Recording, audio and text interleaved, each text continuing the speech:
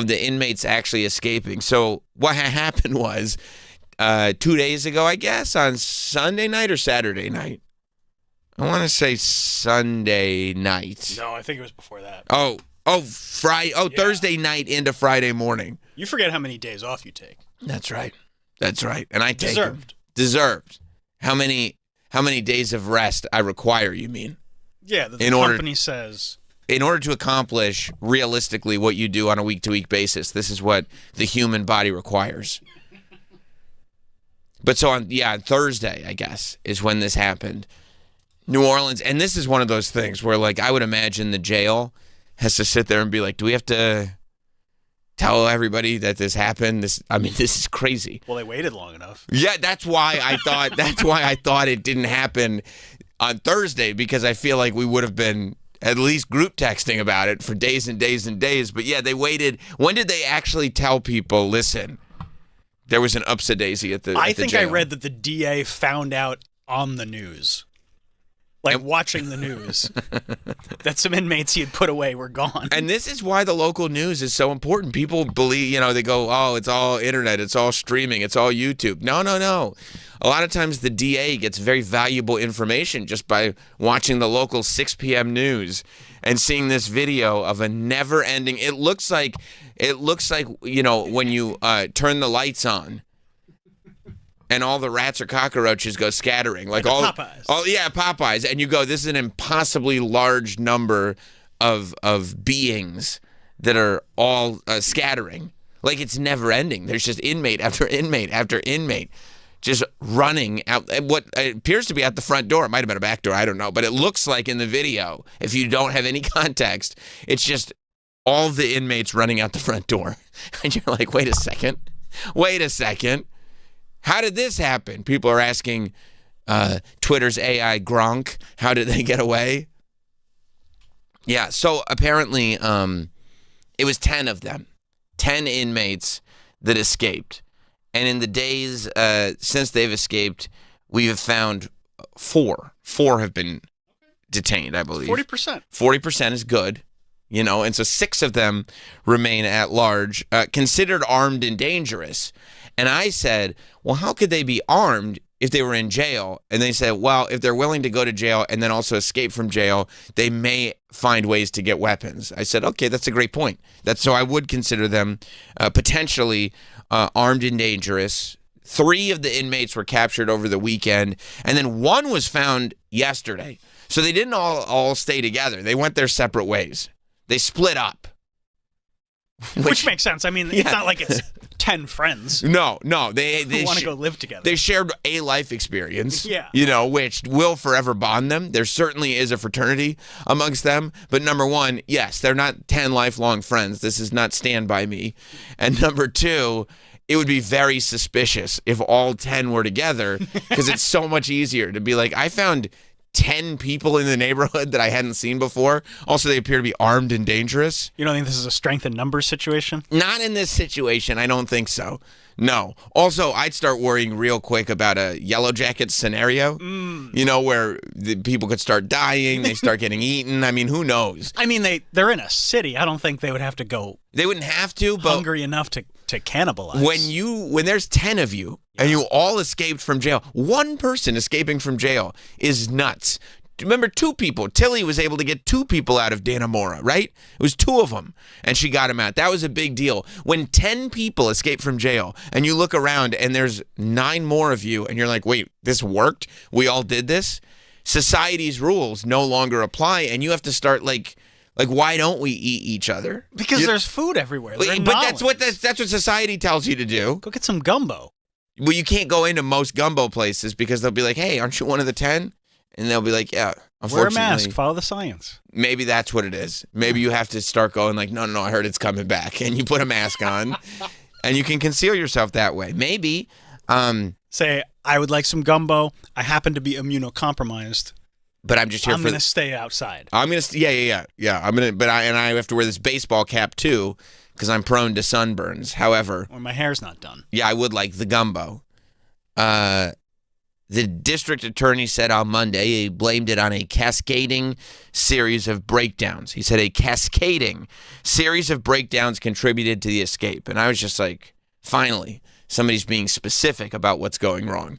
Finally, we're getting to the bottom of this. We're getting some answers. He said on Thursday night, they go at 10:30 is bedtime, he said. 10:30 p.m., all the inmates know that's bedtime, and everybody has to go to bed. Which, you know what I thought of when I heard that? Feels late? It feels late for some people in this room, and I feel like Troy would be really annoyed at having to be in jail. Oh, yeah, Troy, it'd be like 9 p.m., and Troy would be like, why is it so loud? Like, he'd go into bed. Why are the lights still on? That's right. That would fuck him up. 100%. 10:30 feels late. I thought you go into your cell at like 8 p.m. and have to just figure it out.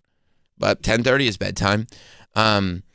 And they waited, right, until like a little bit, like 12:30 or after midnight or something like that. And the guard, which I would imagine is one of the cascading series of breakdowns, the guard pieced out for a second to get something to eat. So he just went. It's like in the Epstein jail. He was like shopping for motorcycles. In New Orleans, the guard was like, well, I'm hungry, and so I'm just going to go grab something to eat. You guys are good, right? You're going to stay in these cells. I'll grab a beignet. Yeah, I'm going to go grab a po' boy.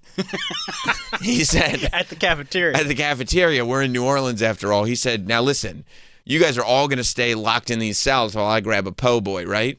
And they said, yeah, absolutely. Of course, these cells are definitely locked. And he said, okay, because I'm going to have to make it fresh. I'm going to be there for a while. They said, that's not a problem. We'll probably be asleep by the time you get back. He said, okay, I'm going to go grab my po' boy. And so he went and he left. And while he was gone, they started like a bunch of inmates started, I don't know, shaking on the door and yanking on the door of this cell. And they did it until the door broke. Now, I would have to imagine that it was weakened over the course of days, weeks, and months. I can't imagine that they had this whole plan and that it all rested on, as soon as he's gone, we're just going to shake this cell door until it breaks. That feels like it's too much of a risk because most cell doors don't break. So I have to believe it was weakened at some point.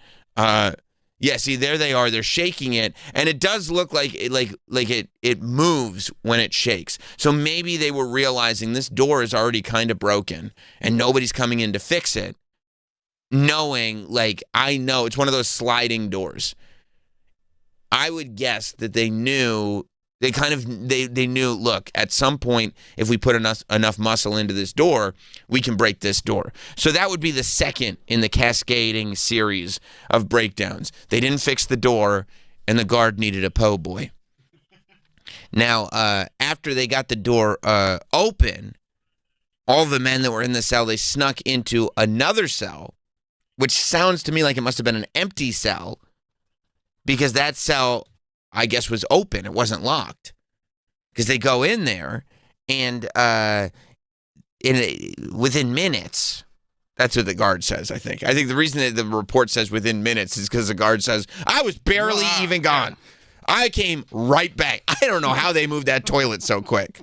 Because apparently, within minutes, they were able to move past a metal toilet and squeeze through a small hole that was carved in the wall behind the toilet, which is like something out of a movie. That's exactly what you expect. Now, I would imagine over the course, again, of weeks and months, they were probably, unbolting the toilet. They were, using tools to get the hole in the wall and everything. Like, this is clearly something that they had planned. I do wonder if all 10 of them were in on it, because it's hard to believe that the 10 of them could keep a secret. I feel more like it was probably like 3 or 4 of them, and then another 5 or 6 went, oh, are you guys escaping? I'd like to escape too. And once the 3 or 4 were out, like 5 or 6 more were just like, oh, there's a hole in this wall. We can all leave if you guys want to. You think there was anybody, and I hate to phrase it this way, but it's the only way that I can think about it. Anybody kind of like me, where like you and Troy will sometimes try to exclude me, like, hey, can I come 100%. here? Can I go there with you guys? And you're like, no. Yeah. You think there was anybody that was like, "Can I come too?" No, yes. I think it was like, yeah, like you figured out that Troy and I were doing something. You didn't quite know what it was, but it felt like an escape plan. You know, guys you're were being like, sneaky. I think it's an escape plan. This feels escape plan-ish. And then you went, are you guys coming up with an escape plan? And we looked at each other. We looked at each other. And then we went, no, we're not coming up with an escape plan. But you were like, and then you go, why did you guys just look at each other like that? And then we looked at each other again and both went, I don't know. But then, we're like, not coming up with an escape plan. And then you said, if you are, can I come too? And we said, yeah, but we're not. You need to go back to your cell, and we're going to go back to doing what we were doing. And then you got suspicious. Right. And then you saw what we were doing, and you saw us escape. Which I would, because I would peek. Of course you would peek. Of course you would peek. And then you see us escape, and then you realize the guard is still out for his po' boy. And then you say to your cellmate, the guys wanted me to go with them. You think I would make it or like lie to myself? Yeah, because you wouldn't want him to think you were excluded because you've been telling everyone that you're friends with us. Yeah. And so he goes, the guys wanted me to go with them. And then that is the trigger, which goes like, instead of me and Troy and maybe one or two other cool people, like you saying the guys wanted me to go with them, everybody else realizes, oh, if Travis can go, we can all go. And that's how you get 10 people escaping from jail all at once. Because there's no way that 10 people keep the secret. No. You know, that's not happening. I would keep the secret. Although I think in Escape from Alcatraz, I think they all knew, didn't they? Because when they found out that they were gone, they were like all cheering. And I'm sure that's what it's like here. Yeah. Oh, but do you think that everybody knew that they were working on it? Here or in Alcatraz? Either way. No. Yeah. No, you only tell those who need to know. But they knew something. Otherwise, I mean, they're snunches. But they knew something was going on. Yeah. They just didn't know exactly what it was. Yeah, because there are snitches that will go like, Oh, they guess what they're doing. yeah, unless I'm part of the plan, I'm going to tell everybody. Yep. No, yeah. You keep that close to the vest. Right. And then there's a Travis out there that's like starts, No.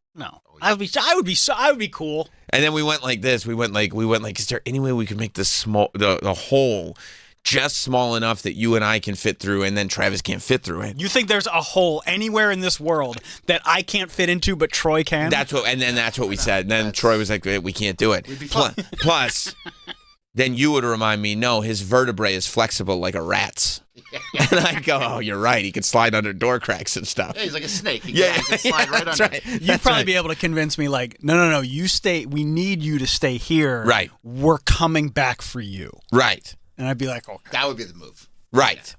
So then they sneak through the hole, and then they go out the door, and they're outside of jail, which has to be the greatest feeling in the world. Like, oh my God, we're out of jail. And then, in order to get to freedom, like off of jail property, all of them, and there's video of this on like, you know, security cameras and CCTV or whatever it is, where they all run across a highway. Like there's a highway right next to the jail, and they just go fuck it, and they run across the highway, which is like, and it's an extremely wide highway. It looks like 6 to 8 lanes. Yeah, like I was gonna say 4 lanes on each side, so it's about 8 lanes. Yeah.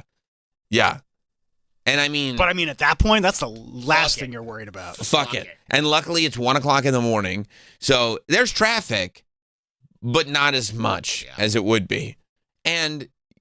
You know, I think that when you got 10 people, you don't go. It's like the glass bridge game in Squid Games. You don't go first, but you don't go last. Yeah, you know what I mean. That's the strategy. Mm-hmm. You know, you don't go last because you know you're gonna fuck something up or chicken out or whatever, and you don't go first because you haven't figured out your strategy yet. Right. But if you're right there in the middle, like Frogger. Right? Yeah. And you run with like 3 people at the same time. There's enough of a body of you. You can get there. And then I feel like after you get past that highway, that's like freedom. That's the final boss. Yeah. Yeah, because then you just all split up. You're like, what do we do now? Like the whole now the plan is done. Like we did the plan. We did the whole plan. I can't believe that worked. Like you're like, oh my God, that worked. And then like part of you has got to be going, we're in so much trouble. We're in. I mean, I can't believe how much trouble we're in. And it's like, all right, let's just go and see. I think like for the rest of your life now, which could be an hour. It could be years. Who knows? You're Decades. just like, yeah, let's just see what happens next. right? Who you like? There's no at that point. There's no planning for life whatsoever. I may be back in jail by the end of the weekend with everybody really mad at me, meaning the people who work there, and in way more trouble. Way more trouble. Like there's one guy that escaped that has like murder, but the rest of them, right? I mean, you're gonna be out in a few years or whatever. Whose plan do you think that started it? Probably the murder guy. Yeah. He's like, we should get out of here. We should all get out of here. Wouldn't it be? They're like, well, I'm going to get out of here in 6 months. But today? Yeah, but you could be out today.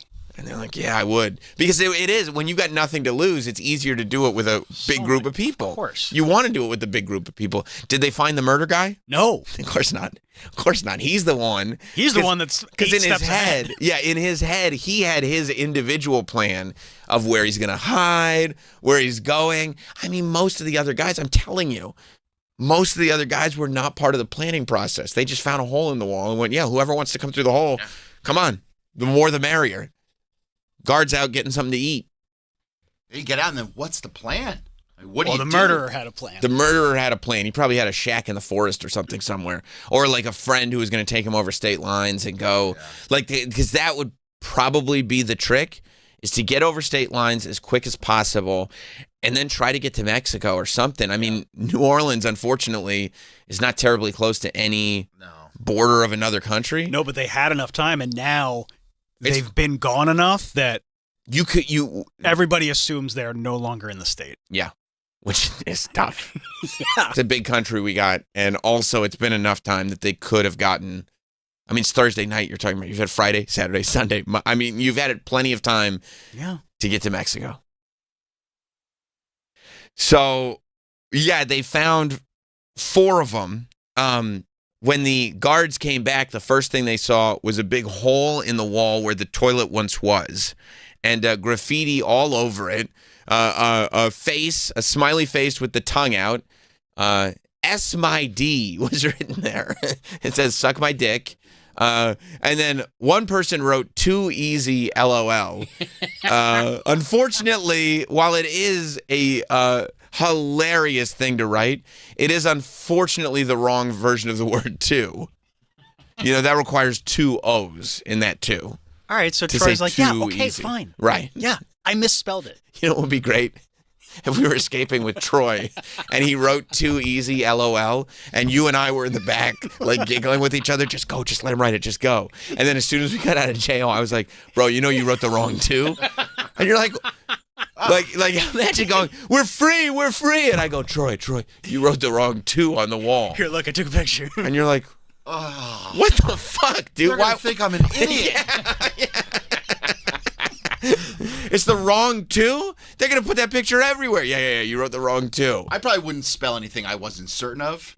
Well, you would think, because that is the right way to write "too," but you just not write your too name. easy. Or like draw some dicks with veins. That would be smart. Because you know how to do that. You know how to do that. Oh, yeah, I could. I also, and see, here's another reason why I think that the original plan was not all 10. The wall says "I'm innocent" in Sharpie, and then it's crossed out to write "we." Oh. See that? It says "I'm innocent," and then they crossed out "I'm," and they wrote "we innocent." That's the murder guy. Yeah. I would imagine the murder guy wrote "I'm," and then the rest of them, I think the same person who wrote "too easy" with 1 O probably wrote "we innocent," because you would replace "I'm" with "we're," not "I'm." But regardless. It'd be funny if they got caught, like they're graffitiing the wall. Yeah. To be funny. And then they get Yeah, the last guy out is like, it's like, we're going to. Oh, no. Shit. Come back. First of all, where'd you get that Sharpie? You're in a lot of trouble. Yeah. So they're out. There's a litany of charges. They range from 19 to 42 years old, aggravated assault, domestic abuse battery. There's one guy who did a murder in there.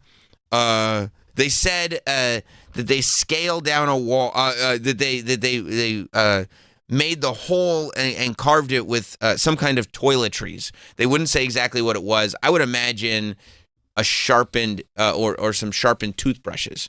That's what I'm thinking. To get the toilet off? To get the wall? I would think the toilet gets off the wall with a sharpened toothbrush that you can kind of use very slowly as like a screwdriver. You know, do it the other way. Mm-hmm. And then was the hole there? The hole's there. Because that's where like pipes go and everything. Right. Yeah. You just squeeze through. So yeah, I think a sharpened toothbrush unscrewed the toilet. And they've been complaining, not the inmates, but like people that work at the jail have been complaining for years about how much repair this jail needs.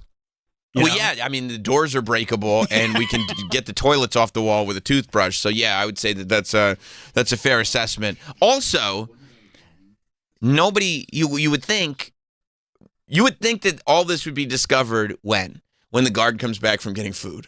Right. When he That's looks when at you his would- cameras. Unfortunately, He's like, huh. this happened at around midnight or a little after. Yeah. They do a head count at 8:30, so they go to bed at 10:30. They wake up at 8:30, which is really, by the way, humane. Some of these jails, they 10 make them wake up hours? at 5 a.m. Pretty Like, good. yeah, and 8:30 is a nice time to wake up. That's usually when I kind of naturally would wake up. Sun's out.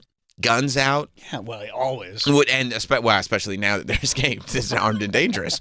So they did a head count at 8:30 in the morning, the next morning, and they were off by 10. They said, "Wait just a second, everybody out." No, this is all of us. This is everybody that's left.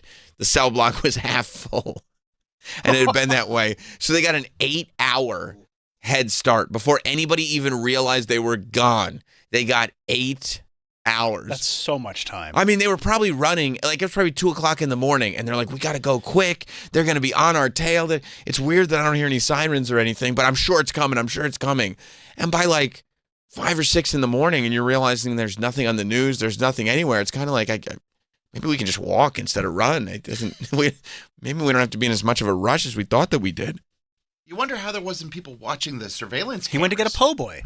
It was just the one guy who was watching. Because what about shouldn't there be? There should be a guy in the cell block actively, and then there should be somebody in the room You would think. watching the cameras. That guy was motorcycle shopping. Oh, again, they love motorcycles. It's these don't motorcycles they? They get them every time. every time. I mean, it is a wild scene. So yeah, so 4 of the 10 have been caught. 6 have not.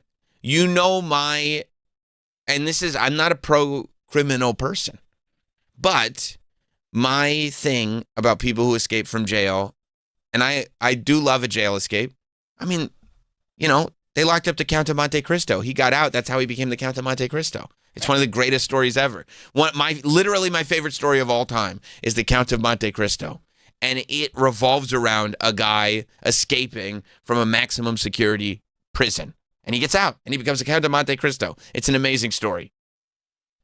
But even before this, I've said this publicly. My working theory is that there should be a law that if you escape from jail, you're out. Okay? Out. Like, don't do crimes because you can get right back in jail. Your conviction is over. But you did it. Like, you got out. There's a system at play. It's like, okay, we're going to put you through the judicial system, and we're going to lock you in jail. The reason, otherwise, why is the jail so secure?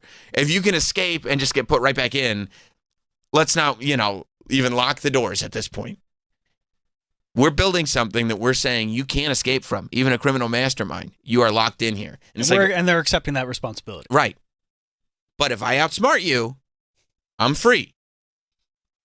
And then I think the state has to say, yes, that's what it is. I don't disagree. I think that's a fair rule. I think, yeah. I think it might, if And that by was the a way, public rule, that might lead to more attempted jailbreaks because people... Fine. And get better. But Okay, that's okay. right. I have no problem. I think every inmate should be attempting a jailbreak. All of them. I think that's what happens with slaughterhouses. Like when a cow escapes, That cow is free. it's yeah. they put it in sanctuary. It's like, Uh-huh. okay, You did it. You did it. Yeah, you got read out. that. Like anytime like a pig or a turkey is wild and running around, Yeah. once they catch them, Right. yeah, you get to live forever, yeah. Congratulations. And by the way, I think you would have less That's crime. a great point. Yeah. And I think you have less crime in jail if that happens because people would be working together trying to figure out plans to get out because it would keep them active. You know what I mean? It would keep the brain active. Right. Like you'd just be sitting there because a dream only becomes unattainable when you stop trying to achieve it. So you would consider breaking out of jail to be a dream? Of course. I mean, every single person who goes to jail. Troy, if you got locked up, I don't care if you get locked up for 1 year. Right. What are you doing for the year? You just dream about getting out. Right, because if I told you you're in jail for the next year, but here's a plan that you could escape from jail within 8 months. Number 1, you get the exciting experience of escaping jail. Yep.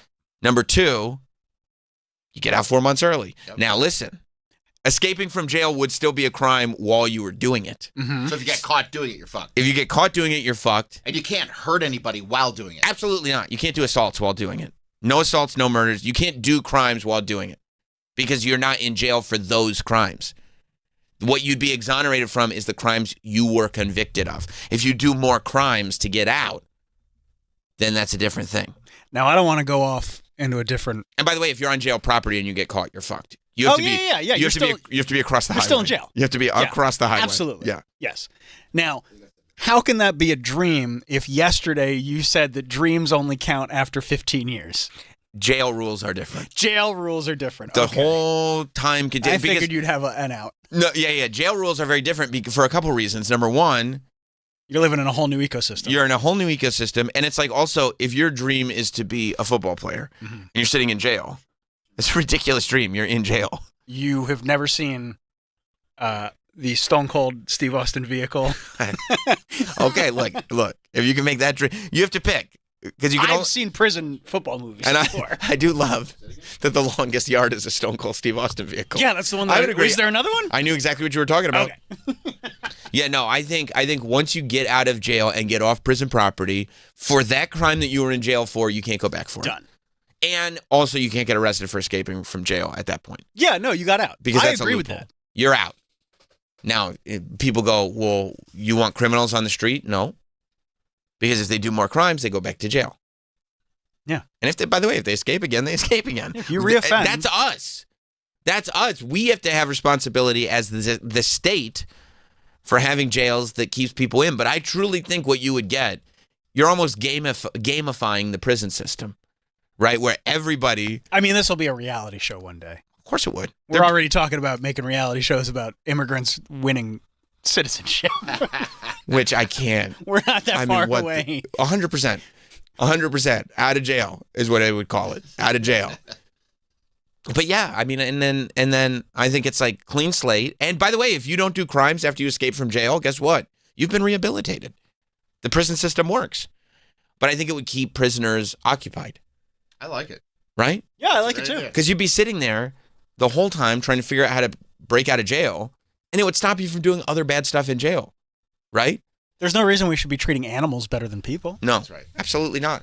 And you wouldn't do stuff in jail. Like you wouldn't be abusive to people in jail thinking, well, I'm never getting out anyway, so I'm just going to treat this person like less of a human being. You'd know, well, if I escape, I'm going to have to live with the consequences of what I did in this jail, at least mentally, at least on my conscience, and I don't want to do that. Now, does this apply to all levels of jail? All levels. Okay. Because you're telling me that we as tax... So if Charles Manson was able to escape, and I know that's very, very hard. He's in a maximum security prison. And dead. And also dead. Yes. But if while he was still alive, Yeah. he escaped, If Chapo escapes, he's good to you'd go. be like, okay, You did it. Epstein. one for you. You're good. Hey, man. You're Diddy, good. if he gets out, it's Well, technically... If Diddy gets out. Technically, he's not been convicted of anything. That's a good Now, point. some of these people were still in pre-trial. So where do we land on Oh, that? that's a great question. No, because no, they still have to go to trial. They still have to go to trial. Okay. They still have to go to trial. You can't. I'm talking about escaping from prison. I can't imagine escaping jail. from prison in pre-trial. Yeah. No, you can't. Ted Bundy did that. Ted Bundy did that while he was awaiting trial. Remember, he went to the library and jumped out a window. Yeah. So no, and also that's a terrible idea because if you escape from jail pre-trial, you're clearly guilty.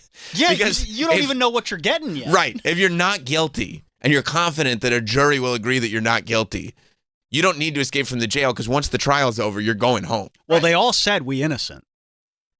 And they are now because they escaped. Yeah, they wouldn't have wrote that if they weren't in it. That's right. Yeah. That's 100% right. They might be criminals. If They're not anything, liars. based on the grammar, our school systems failed them. Yeah. You know, that's really the crime. the public schools. The teachers should be locked up. That's who I blame. Yeah. Linda McMahon needs to take a hard look She in the needs mirror. to look. Yeah. We can solve a lot of problems based on this. Yeah, no, I think no, this doesn't apply. This only applies to convicted criminals. Okay, so the people that escaped that are in pretrial phases have to go back. They have to go If back, caught. and also the fact that they escaped from jail can be used against them in trial. That's fair. That's yeah. totally fair. That is totally fair. Yeah. But once they get convicted, they could theoretically Then escape the next day. They could try again. Oh, 100%. Right. And if they escape on their way to jail, that counts. If you can get out of the police, because After you've been they have to convicted. transport you. You're convicted. Right. You're staying in a jail that's attached to a courthouse. Right. You're convicted. They put you in the van to take you to prison. Yes. That's the hardest to escape. It's hard, but it can be done. I've seen it on NYPD Blue. Oh, okay. And there have been movies where it's happened. Like they make a whole elaborate car crash scenario, and like the girl comes in with a nail file to get them out of the handcuffs. Like I've seen it. Yeah. I've seen it. And if that's the case, you've been convicted. That's true. That's true. You're good to go. You just made it out of jail without. You are in the jail's custody. Yeah, and you made it out without ever going in, which is amazing. Very impressive. And you're one of the big winners at that point.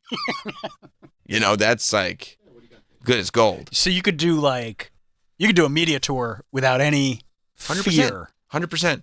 You can go on Theo Vaughn. 100%. 100%. And Theo would have you. Oh, for sure. And he'd do a great interview. I'll have him up here. You could come up here. Yeah.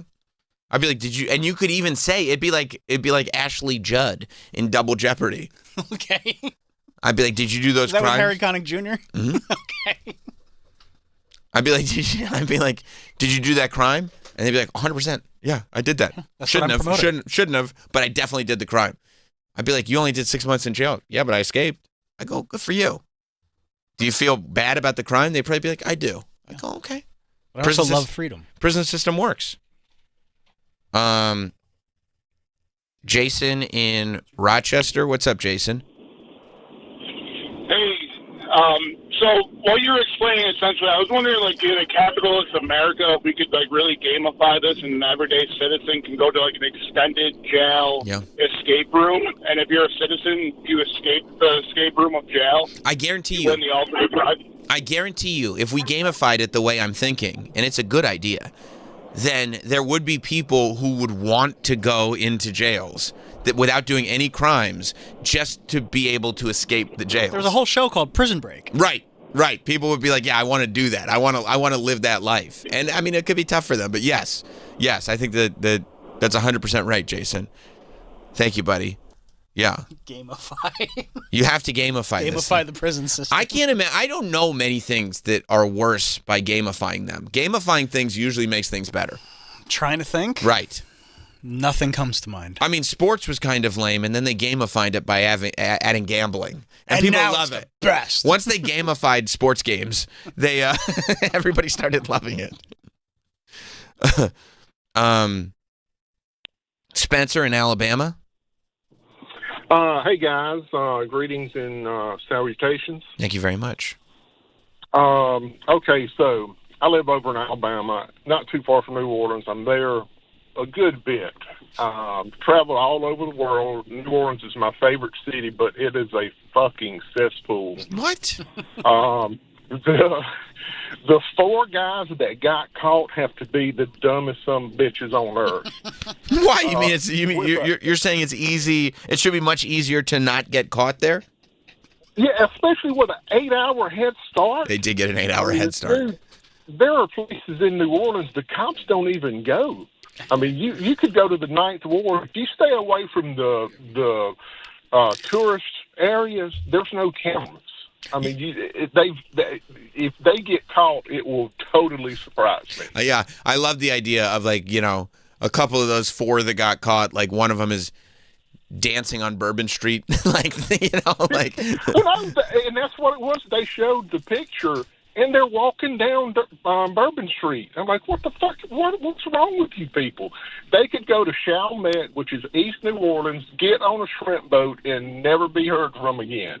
Shrimp boat would be the way to go. And if you see your old pal from the war sitting on a dock with no legs, just jump off the shrimp boat and crash it. And maybe that's what happened to that boat that broke under the Brooklyn Bridge. Oh. The captain jumped off because he saw Lieutenant Dan. He was just really excited. Yeah. Thank you, Spencer. That really is. In hindsight, as far as plot devices in films to get you out of a certain act, the idea that Forrest just jumped off the shrimp boat and it crashed because he saw Lieutenant Dan is like the dumbest way to make it so that that's why he stopped living on a shrimp boat. No, it's great. What are you talking about? They had already gone, well, he stopped running because he felt like it. Yeah. And then, well, he stopped being on the boat because he crashed it because he saw Lieutenant Dan. Like, he really is, in hindsight, far dumber than he is lucky. No, and he he's just doesn't very think. lucky. He's a total idiot. He's not an idiot. He's a complete moron. You know who's not an idiot? Who? His son. Confirmed. Con- He's stupid. No, yeah, he's not. That's a great movie. Forrest Gump? Oh, God, I love it. You don't? I do love it. But he is a very stupid person and doesn't deserve I don't know if that's what we call them anymore. But. Well, he doesn't deserve any of the things that happened to him. Why? Because he's so stupid. And let's be honest, his mom slept with the principal to get ahead. I heard that kid hearing all the noises. Tim in New Jersey. What's up, Tim? Your mother really loves Hey, you. Sam. Great show, man. Thank you, Tim. What happens to the guards? If the guards are in on the escape, the felons get out, and then the guards can quit their jobs and can get paid to help them escape. That's a great question. It is now illegal to help felons escape from jail unless you are a felon. Is it? According to my rules. So if I am a felon and then I get the felon job. I'm talking about in the world where we've gamified the prison system. Right. You can't. If you help a prisoner get out of prison and you're not a prisoner yourself, you have to do their sentence. Oh. You have to do their sentence. So it's like if you help a murderer get out of jail and the murderer gets out. Right. He's good to go, but now as the guard who helped him, you have to go to jail for the person's murder. So if you let those 8 guys out, you're fucked. You could be serving life. All of their you sentences. have to get somebody to let you out. But to be fair, you would go to jail for helping the escape, but then if you could also escape, then you're fine. Well, what are the parameters here? Because like if I'm a jail, okay. Thank you for bringing that up, Tim. Yeah, this is a great point. Right. So I'm a jail guard. Right. I know I'm going to get a po' boy and these guys are escaping. I'm in on it. Right. They escape. Right. Now, what do I have to do to not go to jail? Not get caught in an investigation? Yeah. Because like what? Yeah, they would still have to open the investigation. There may be a trial. I mean, there's no incentive for me. I could go to jail for murder now. Right. Because I'm taking on that guy's sentence. So why would anybody in the jail system help you? They wouldn't. That's the whole point. Okay. That's the whole point. Okay. Like now, see, the way this system actually you probably works, end up trusting jail employees more as like, you know, the way my system works is, you know, the gamified Mr. Beast. If I game the way I'm you also get $100,000 and we're going to cure blind kids. But if you gamify the prison system, what you're doing is you the weak-minded are going to go, Sam, you can't reward criminals. I go, I'm not. What I'm doing is I'm creating an incentive for prison guards to completely be on their P's and Q's. This is very Nathan for you. And be much better. Yeah, exactly right. That's exactly what I'm doing. Okay, and his ideas usually work. Dumb Starbucks was great. So what you're going to end up with is employees of the jail system doing the best job they've ever done because they could end up serving the sentences of the people that they're guarding if they don't. And every jail is going to get fixed immediately. Everything is going to be up to snuff. There's no Newark airport stuff here. Everything is going to, because otherwise you're going to have to answer to victims' families. Yeah. These families are going to be like, what do you mean there was a hole behind the toilet? What do you mean that door had been broken for months? You know, if they escape, they're innocent. And the guard's like, I know. And then maybe the families come together of the victims and they go, okay, well, whoever's, you know, the Congress people that are not giving money to the prison system, I blame the Congress people for helping the inmates escape because they didn't keep their jail up. And now maybe your representative in Congress has to serve the murder sentence for the guy that just escaped. Oh, now we're going to Congress. Maybe. If you can prove it, wouldn't that be great? Everybody gets held accountable now. And maybe we see some cool jail escapes. That's the hope. Explain to me how everybody this stays where they belong. And we're good. Explain to me how this doesn't work. I can't. Thank you. Anyway, I'll be running for office. Wheezy in Tennessee. By the way, if you want to call the show. The plan. 86. This is the plan, okay? This is perfect. 866-969-1969 is the phone number. You can also tap the little phone icon if you're listening on the app right now. Tap that app. Tap that app. Tap that app up is what they say. Wheezy in Tennessee. What's up, Hildred? What's up, Wheezy? Hey, first off, Troy is fucking crushing it on the phone. I've heard good things today. I've heard good things. Two questions. How far do you have to get, and how long do you have to be free to be considered jailbroke? Okay, these are great questions. I mean, all it is distance. Once you're out, like 1 second, literally. Jail property. Right. Yeah. And yeah, I think it's if you escape your cell but you're still in the yard and you get caught, you're going right back in. Yeah, you definitely have to be off jail property. And I kind of feel like you have to be a little further than jail property. The idea, yeah, because then you could just stand right off jail property and be like, nah, nah, nah, nah. That's part of the fun. Yeah, but I want to see these inmates running through the highway. You know, like okay, these so inmates now had to adding work on for it. Tuna. Okay. Yeah, I think you have to get past city limits.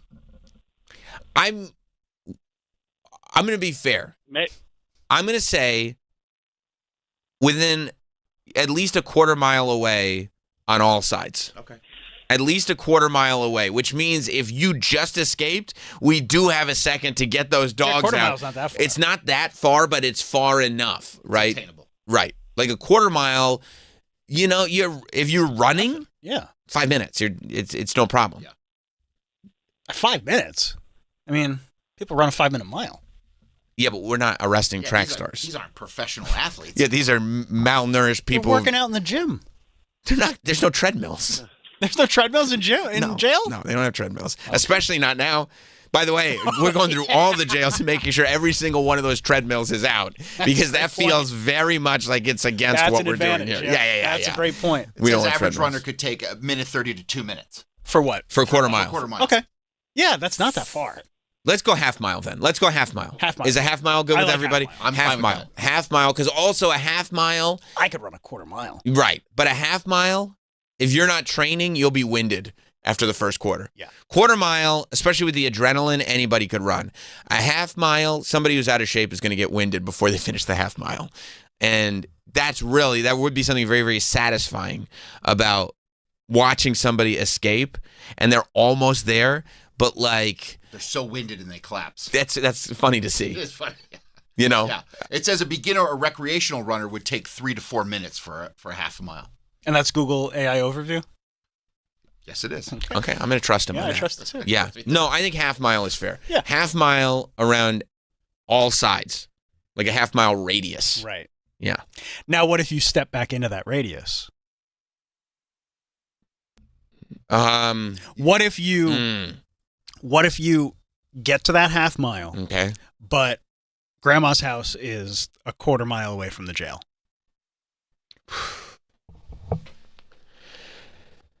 Because you've already said once you're out, you're out. No more. You can't be taken back in. I think.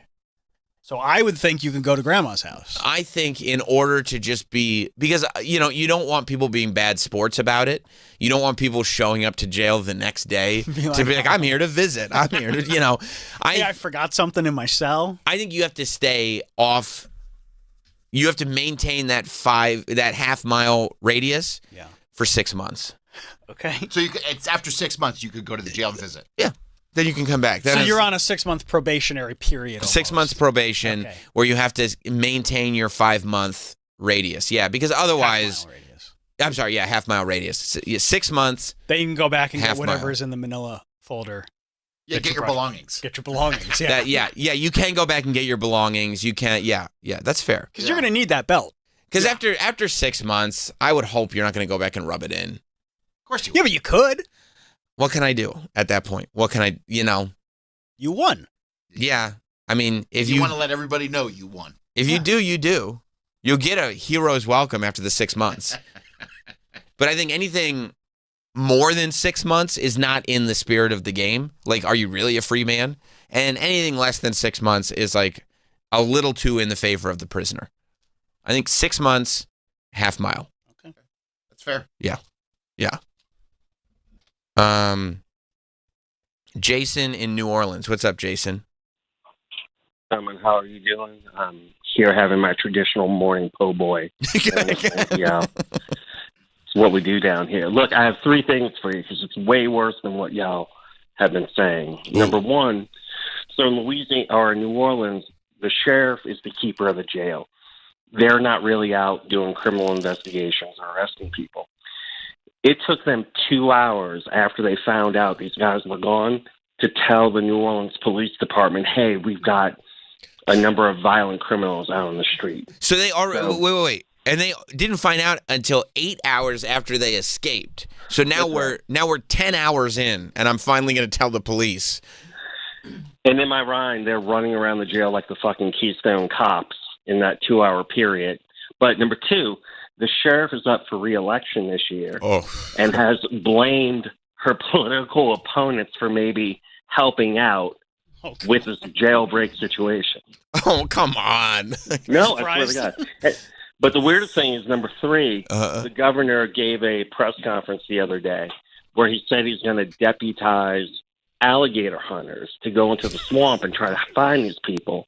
And these are his words, not mine. He said, we're going to catch them some bitches. And then he rode off in the fucking General Lee. It was the weirdest thing I've ever seen. I mean, if you can find any of that sheriff, I'd love to hear him deputizing alligator hunters.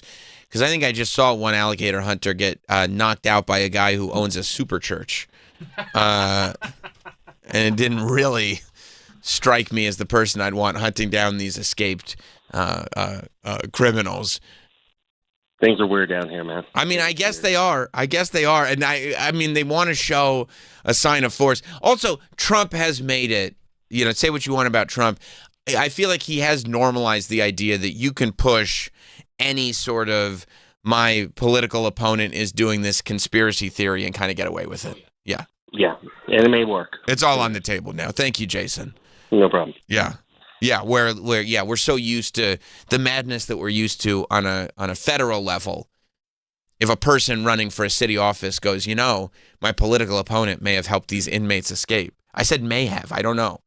People are like, yeah, you know what? I'm going to go with that. I'm going to go with that because I like this sheriff. I don't see anything about deputizing alligator hunters. Okay. Well, so, people hear wild things all the time.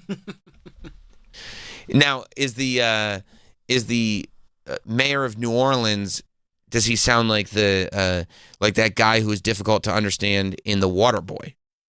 Oh. Where possibly. Maybe the instructions are not being made fully clear. Did you see the captain? I thought I'm the captain now. No, she looks like the Riddler. Oh, whoa. That's one of those things where like she's wearing big flashy green framed angular glasses. And I don't mind somebody buying those flashy glasses. You buy things for your wardrobe that do have a little bit of flash, a little bit of personality.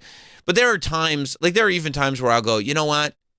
Based on where I'm going, I'm going to change my shirt. Yeah, tone it down. Based on where I'm going, you know what? I understand, right, what perception is going to be. I understand people may call me the Joel Schumacher Riddler. Maybe I'll wear a different pair of glasses.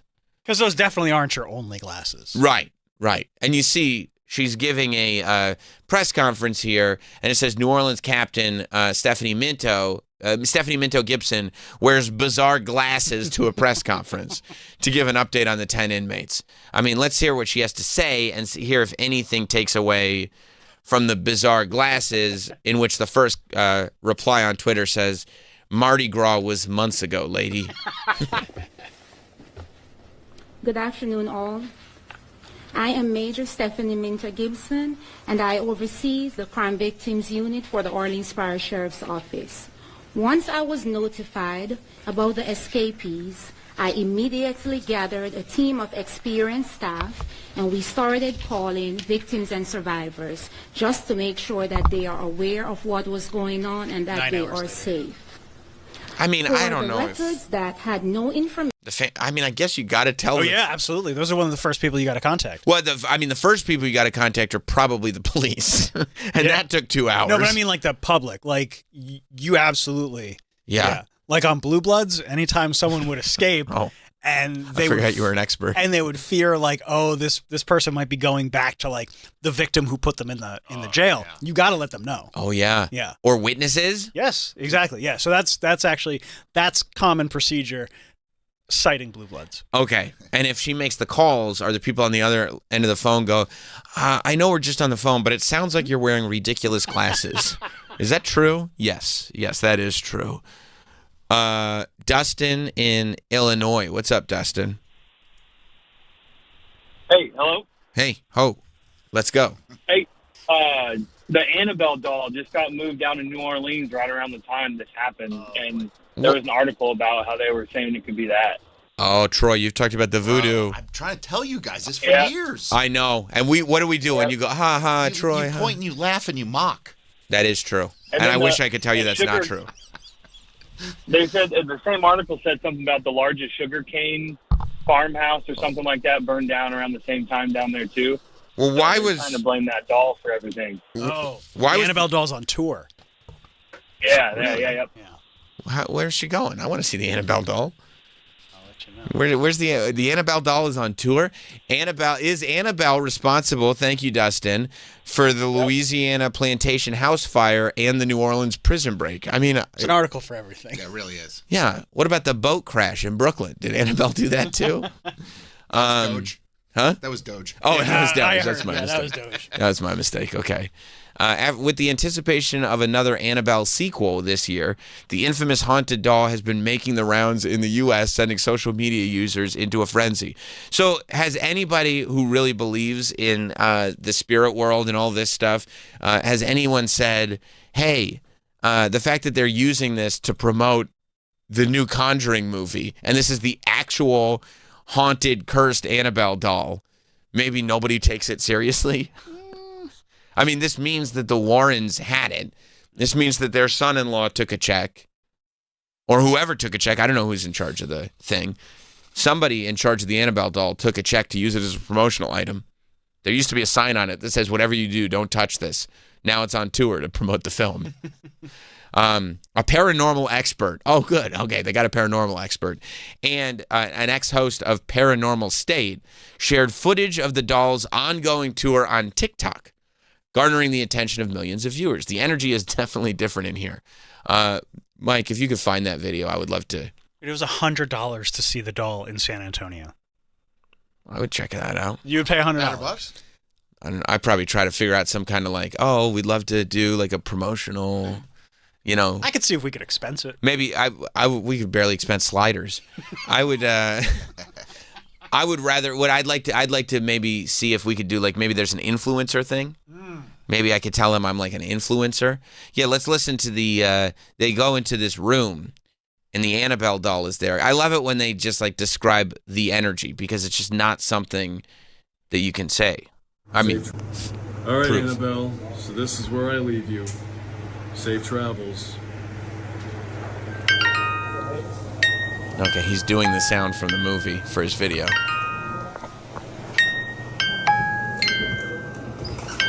It's so funny. Like, I don't understand. Is Annabelle really haunted? Mm-hmm. Or are we just making fun videos from the movie? I think it's haunted. Oh, okay. Can dolls get haunted?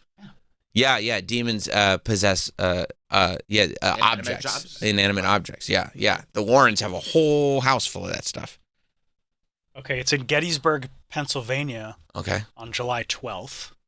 It's not too far. Unfortunately, I'll be in Florida. Shoot. I'm not going with you. You want to come see the Annabelle doll? Absolutely not. Why not? No. It's just a doll. I'm going to bring hot dog. Yeah. Oh, yeah. Watch the whole room collapse. Oh, yeah. The ceiling just starts to shake. No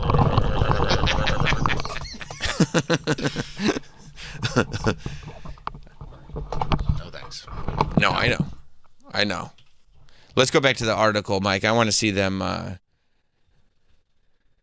saying that items such as Annabelle are being displayed throughout the nation by the Devils on the Run tour from the Warrens Occult Museum in Monroe. You don't want to go to the Devils on the Run tour from the Occult Museum? Running with the Devil? David Lee Roth? What if they play that? I live my life like there's no tomorrow. Wouldn't that be like... It'd be sick. Yeah. David Lee Roth's on tour. Maybe he should team up. This feels like an easy collab. One of the Warren's most well-known case files, Annabelle, served. Annabelle is serving. There is no doubt. That's what they're saying about all this tour. Annabelle served. Is that the way they're using that word? I think it says there, Annabelle served. Okay. And then next sentence, as the inspiration for 3 horror films titled Annabelle. This really is. I mean, this screams word count. This article. Yeah. I mean, yeah.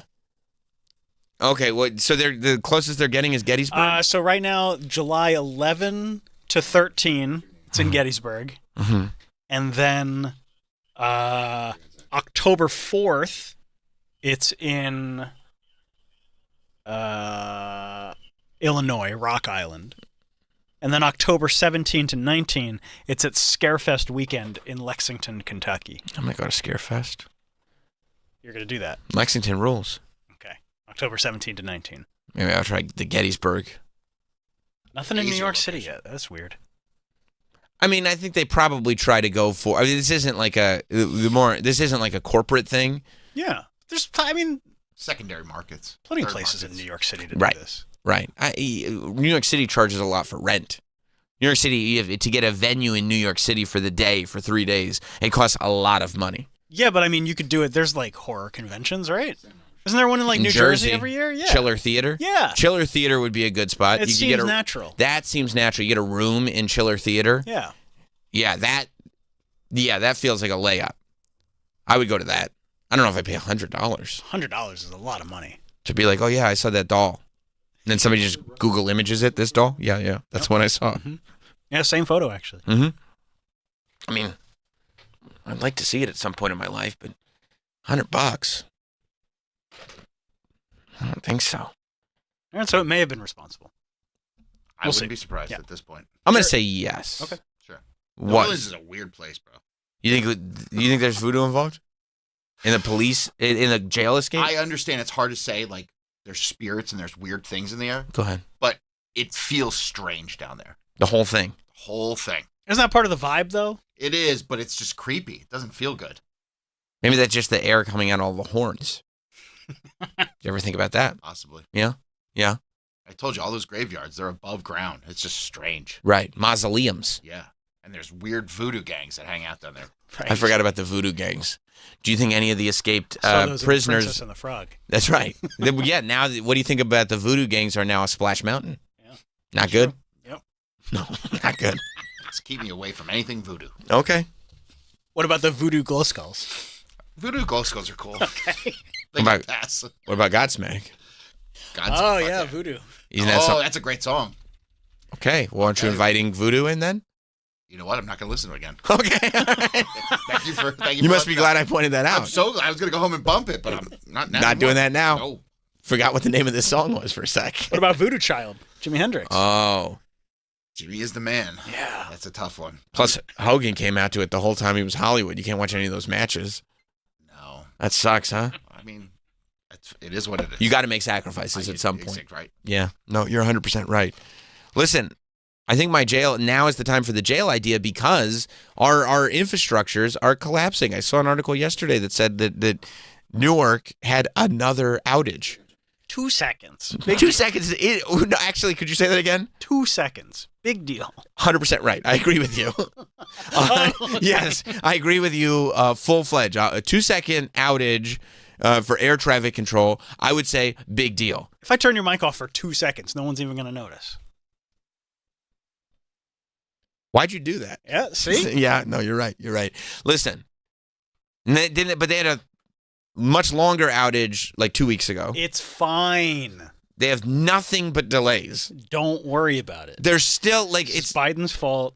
Sean from the real world is taking care of it.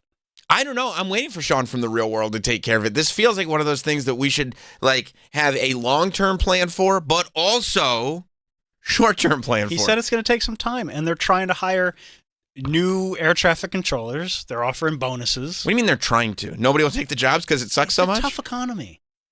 What does that mean?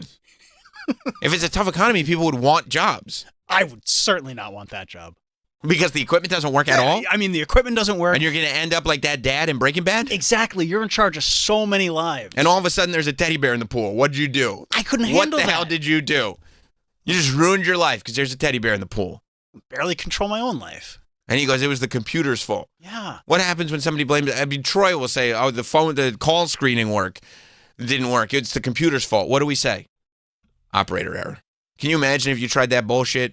If you tried it at Newark, they'd be like, yeah, you're probably right. I get that. Yeah. Air traffic control. Yeah, I mean, it's terrifying. Yeah. Stay away from Newark. That airport sucks. Oh, I'm so glad I'm not flying out of there this year. Yeah, no, forget it. Forget it. But then, I mean, it's also an extremely populated airport, so it's not like LaGuardia, even with LaGuardia and JFK, if they just closed Newark for a year and got it up to speed, LaGuardia and JFK can't take on all that additional traffic. They can't. Plus, where's everybody in New Jersey going to go? So here's what we'll do. Teterboro? Teterboro. Here's what we'll do. You got another plan. We'll have look, you're just going to have to deal with the fact that air traffic control is going to be on the fritz. And in the meantime, we'll blame Biden. And that's what we'll do. And maybe he'll die. So, but even when he's dead, and then when he's dead, we'll blame him even more. Because he won't be able to object. Yeah. I don't know. We don't blame Michael Jackson for a lot of things. He's dead. He didn't do much. That's right. That's an innocent man. Thank you, Troy. Troy's going to become Biden's #1 supporter after he passes. Yeah. Well, I think one of the issues. My dad did text me asking if there is a length of time. Speaking of a length of how far away you have to get from the jail, like what is the amount of time that you're allowed to take that you can continue to blame the previous administration? Well, that depends on what's going on. Right. If it's a good thing, that's yours. Yep. If it's a bad thing, go ahead. It's the previous administration. For 8 years. Okay, I'll gotcha. Yeah. Is that how that works? Yeah, because it's you don't get it. I inherited this, and it sucks. But then if things are good, you're like, see what I did? Look, I fixed this. Yeah. Gotcha. Okay.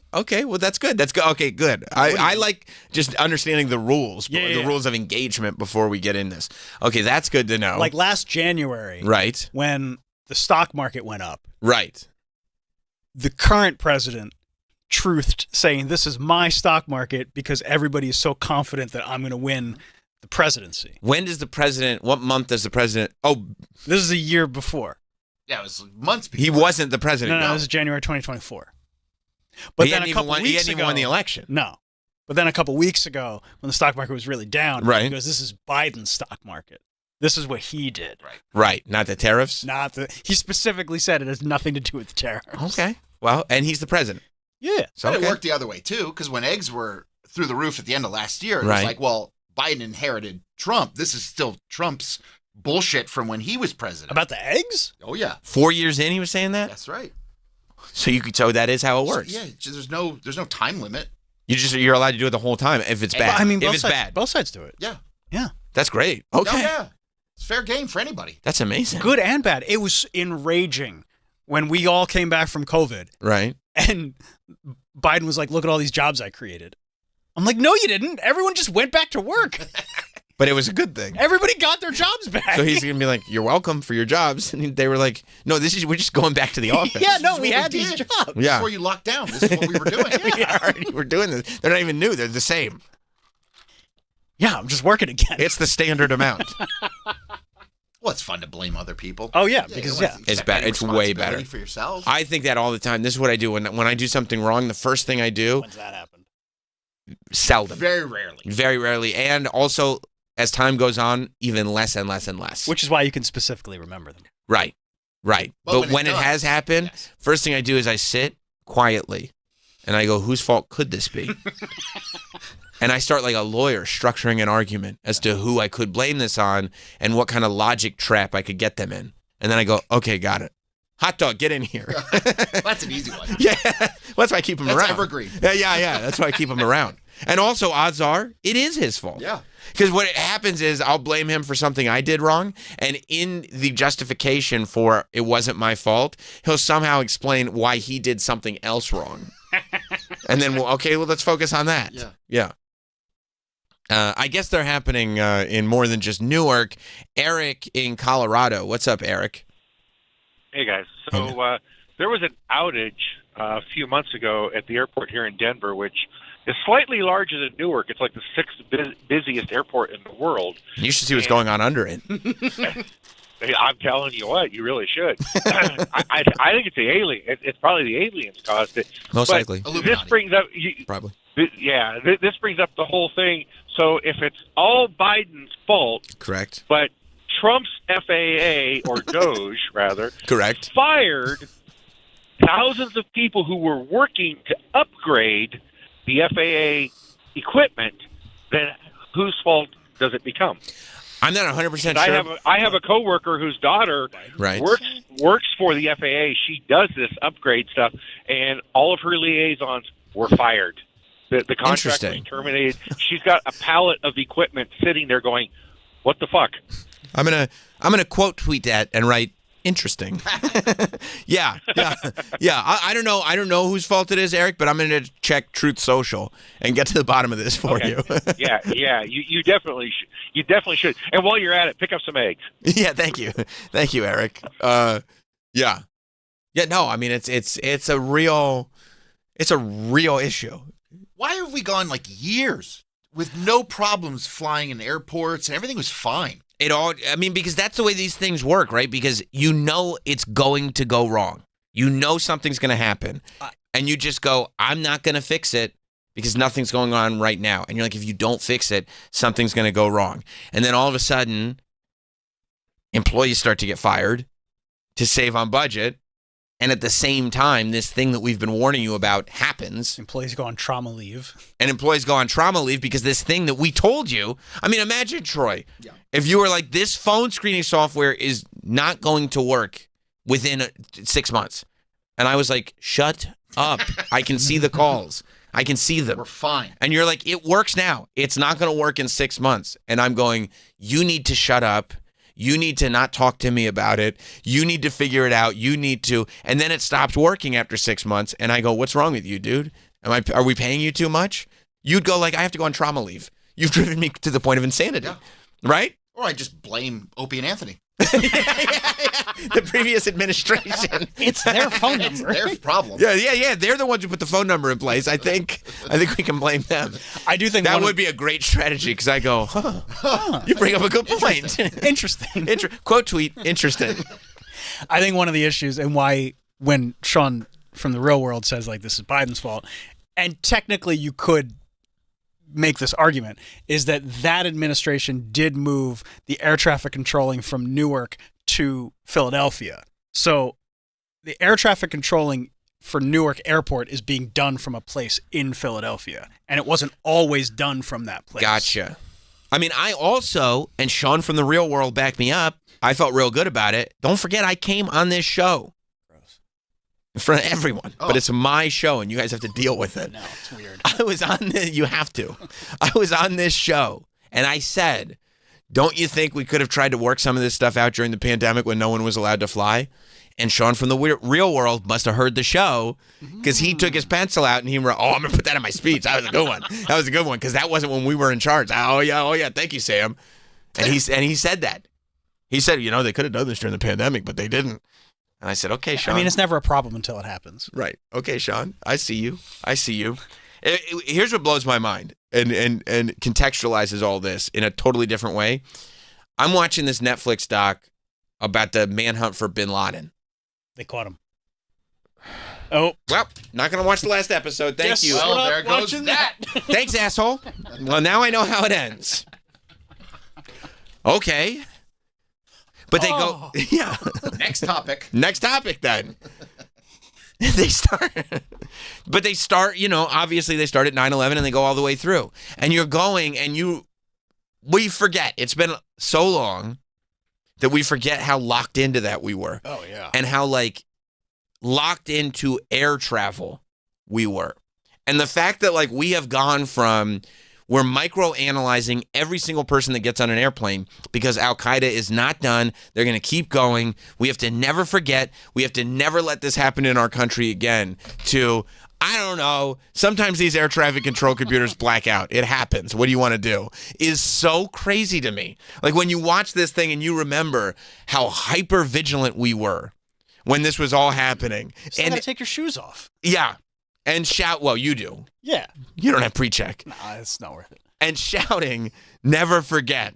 And now they're like, I don't know, the computers are old. They're using floppy disks.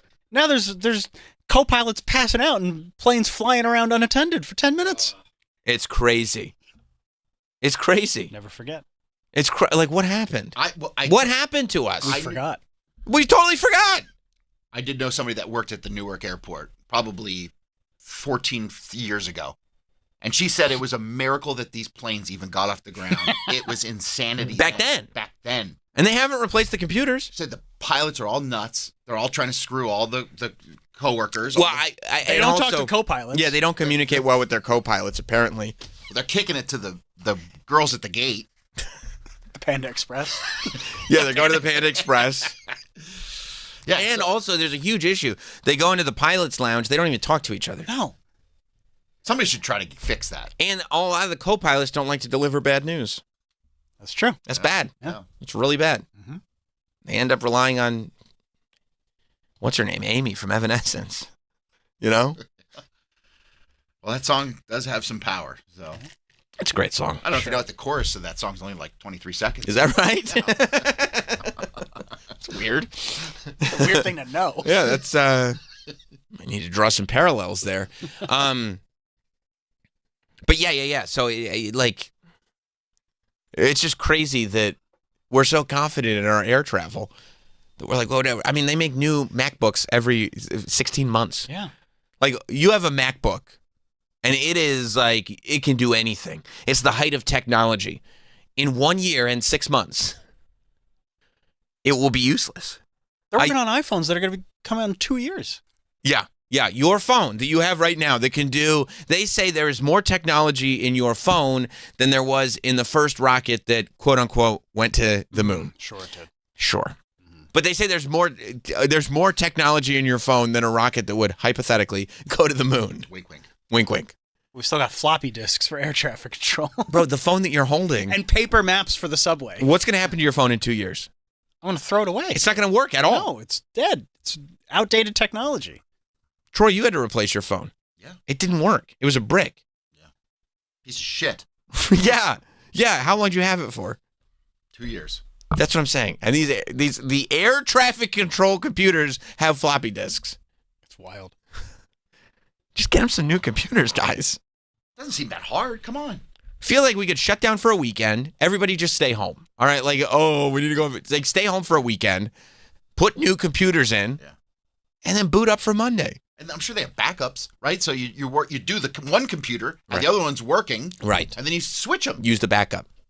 Hello? I mean, the shit we don't spend money on in this country is ridiculous. Air traffic control Air traffic control, fixing infrastructure like bridges. Right. Roads, shit's just falling apart everywhere. But don't worry. We'll have a parade every weekend in New York City. Every weekend. The weather's getting warm again. Let's have a parade every weekend. Oh, they're here. They're here, aren't they? Trust me. Let's shut down all the roads. Troy hates the parades. Oh, God. It's just enough. What are we even celebrating at this point? Everything. We're going to hell in a handbasket. What's there to celebrate? Yeah, what are you dancing around in the street like an asshole about? Yeah, there's voodoo out there. Hopefully there's a Knicks parade. That would be fun. That'd be fine. I mean, I feel like there was. I'd be fine. Well, yeah. Well, hopefully there's a grand celebration. Down the Canyon of Heroes? Yeah. We'll see. David in Ohio? Yeah, Sam, if the last couple of months have taught me anything, everything is fine. Everything will work out. Oh. Yeah, I mean, just keep saying that. Otherwise, you'll end up like CBS. And getting sued for billions of dollars. Sure, it's just normal editing, but it's not. I'll have to come on the air one day and say, well, it would appear that the viewpoints of SiriusXM and myself no longer match. I'll be stepping down. Yep. Yeah, if you enjoy your job, you'll just... You know what? Everything is fine. That's a good point, David. Everything is fine. Everything's great. Everything's great. We're flying. The prisoners are locked up. Everything is good. Sit back and enjoy the show. That's right. Yeah, I'm good. Yeah. Economically, we're in the right spot. Everything's going well. It's fine.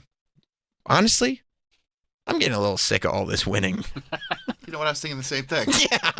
Yeah. It's too much. Comedy's legal. It was illegal for a long time. Now it's legal. Comedy's great. Right. There's a lot of funny people out there. And they're not getting put in jail. See Tim Dillon on CNN? The new establishment? I know. Tim Dillon is the fucking man. I think he was prepared for that question. And he delivered it so perfectly. Yeah. Pull that clip up. Tim Dillon did an interview on CNN, and they tried to get him. I think they underestimated Tim Dillon because they didn't send that guy who's trying to sell a book about Biden as if he wasn't part of the thing himself. Jake Tapper? Jake Tapper, yeah. Who's like, this Biden stuff might have been more serious than we knew. No, you knew. Yeah, you totally knew. Yeah. There's compilations of you knowing. Bro, you knew, bro. No. No, I didn't. Read my book. But instead of sending Jake Tapper, I guess they wanted to tap into the, younger people. Mm-hmm. They wanted to tap into the podcast generation. So they sent their podcast gen reporter. And she went to Tim Dillon and asked about, the fact that podcasters. El Reeve. Shout out to El, by the way. Podcasters has such influence, right? That they all say that these podcasters had great influence over the election. That the politicians are going on podcasts now. That maybe, just maybe, podcasters are the new establishment. And Tim was ready for it. Yeah.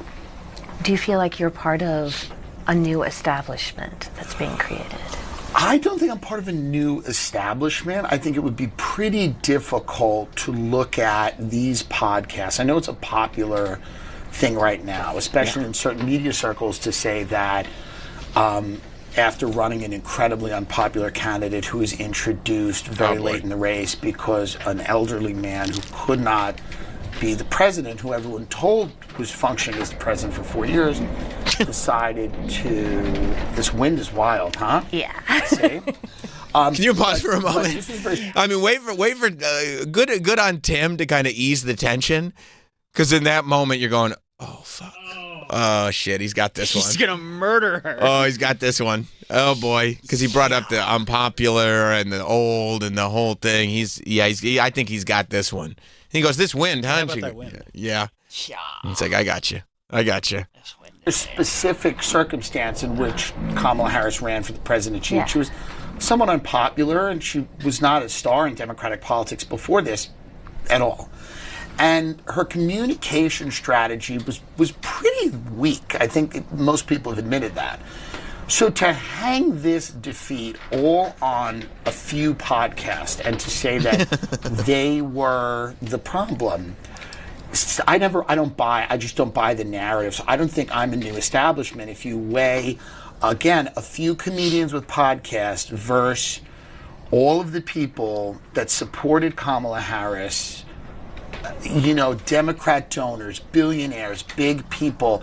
If the idea is that me and a few comedians have more power than multi-billionaires, huge media institutions, a whole political party apparatus, I just don't think most people are going to buy that. I think it seems like pause for a second. It's such. This is why he's a great podcaster. It's such a solid argument, and it points out that when you're trying to say, well, the reason that the Democrats lost was because of this new establishment, and it doesn't acknowledge that you, as the presiding establishment, didn't see what was going on in society, didn't recognize the faults of the Democratic candidate, didn't recognize where public consciousness was going, and that maybe a bunch of podcasters pointing out, hey, they're not speaking to us anymore, resonated more with just average people. Now, look, there are many, many, many, many people who do not listen to podcasts. They also voted.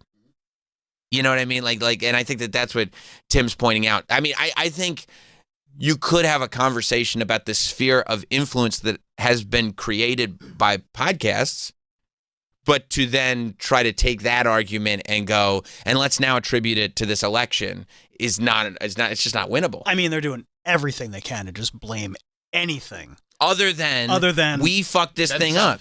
Just the failures of the entire party for years and years and years and years. Right. And by the way, I'm not either in love with like the sort of, the Gavin Newsoms of the world that are going forward, and now that it's safe.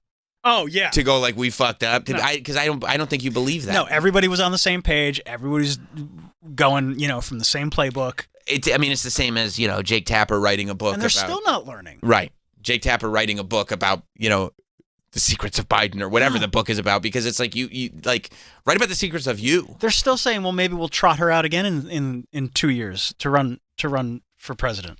Who said that?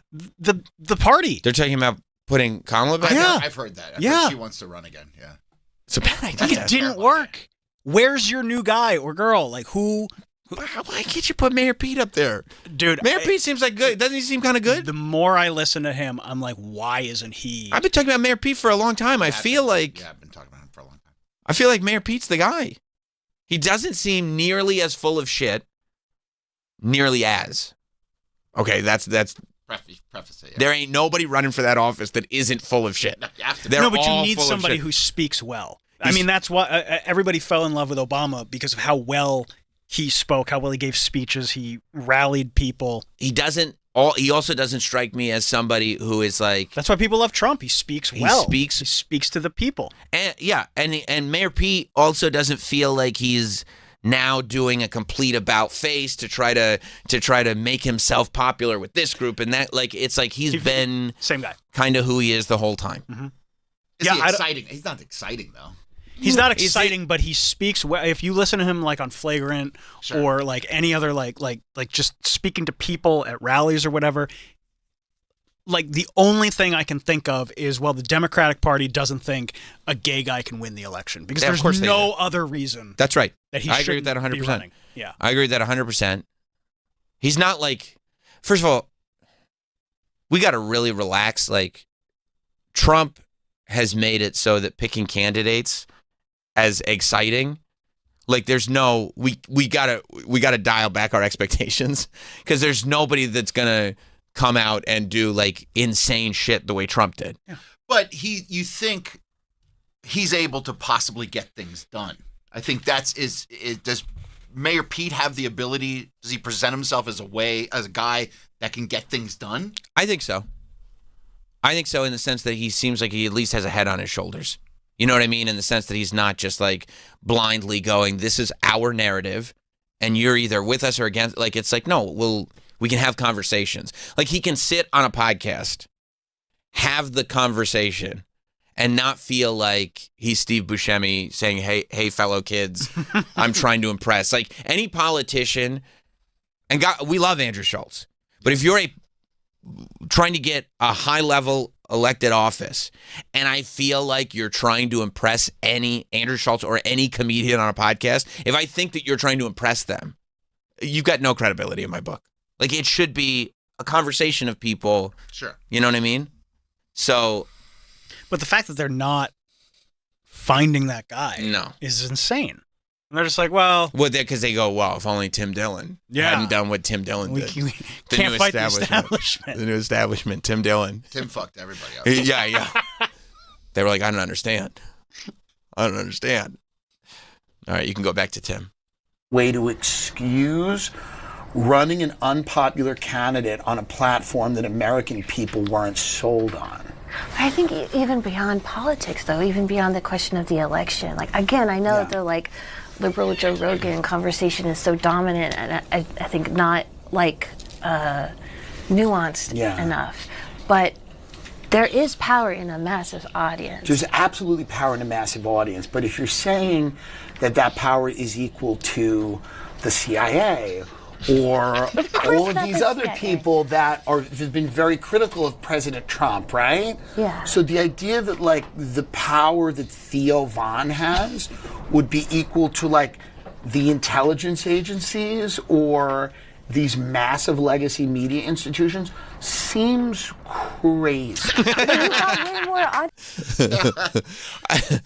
I mean, it does. Being so nice seems, and every time she's like saying, "Yeah, yeah," like, don't you see that? Like how can Theo? you? Yeah, it's Theo, and so Theo has more power than these legacy media companies that are just backed by George Soros's billions of dollars. Pharmaceutical. That's what you're saying, right?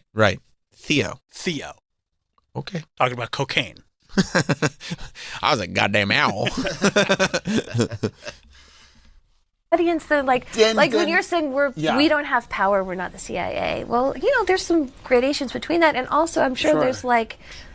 Well, just you use the word establishment. Yeah. I didn't say that we didn't have any power or that audiences weren't powerful.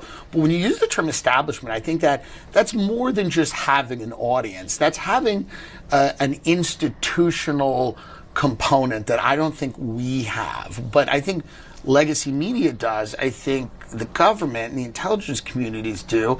I think Hollywood certainly does. And I think all of those people, all of those power factions have worked together for a very, very, very long time.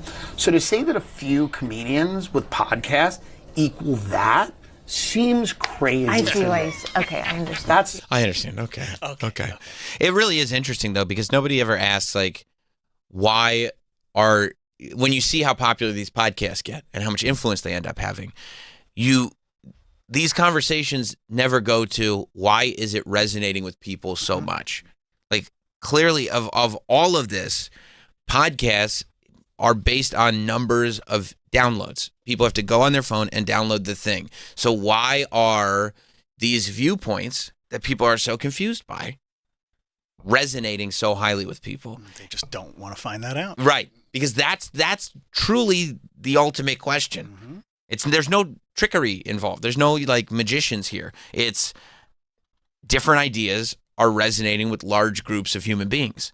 So you have to go, okay, why is this idea? And by the way, if the idea is based on misinformation, why is that misinformation so prevalent? If the idea is not based on misinformation, why wasn't that idea kind of out there from the beginning? Like, you're not talking about the viewpoints or the ideas. You're talking about Tim and Theo and Joe, which is the wrong tact,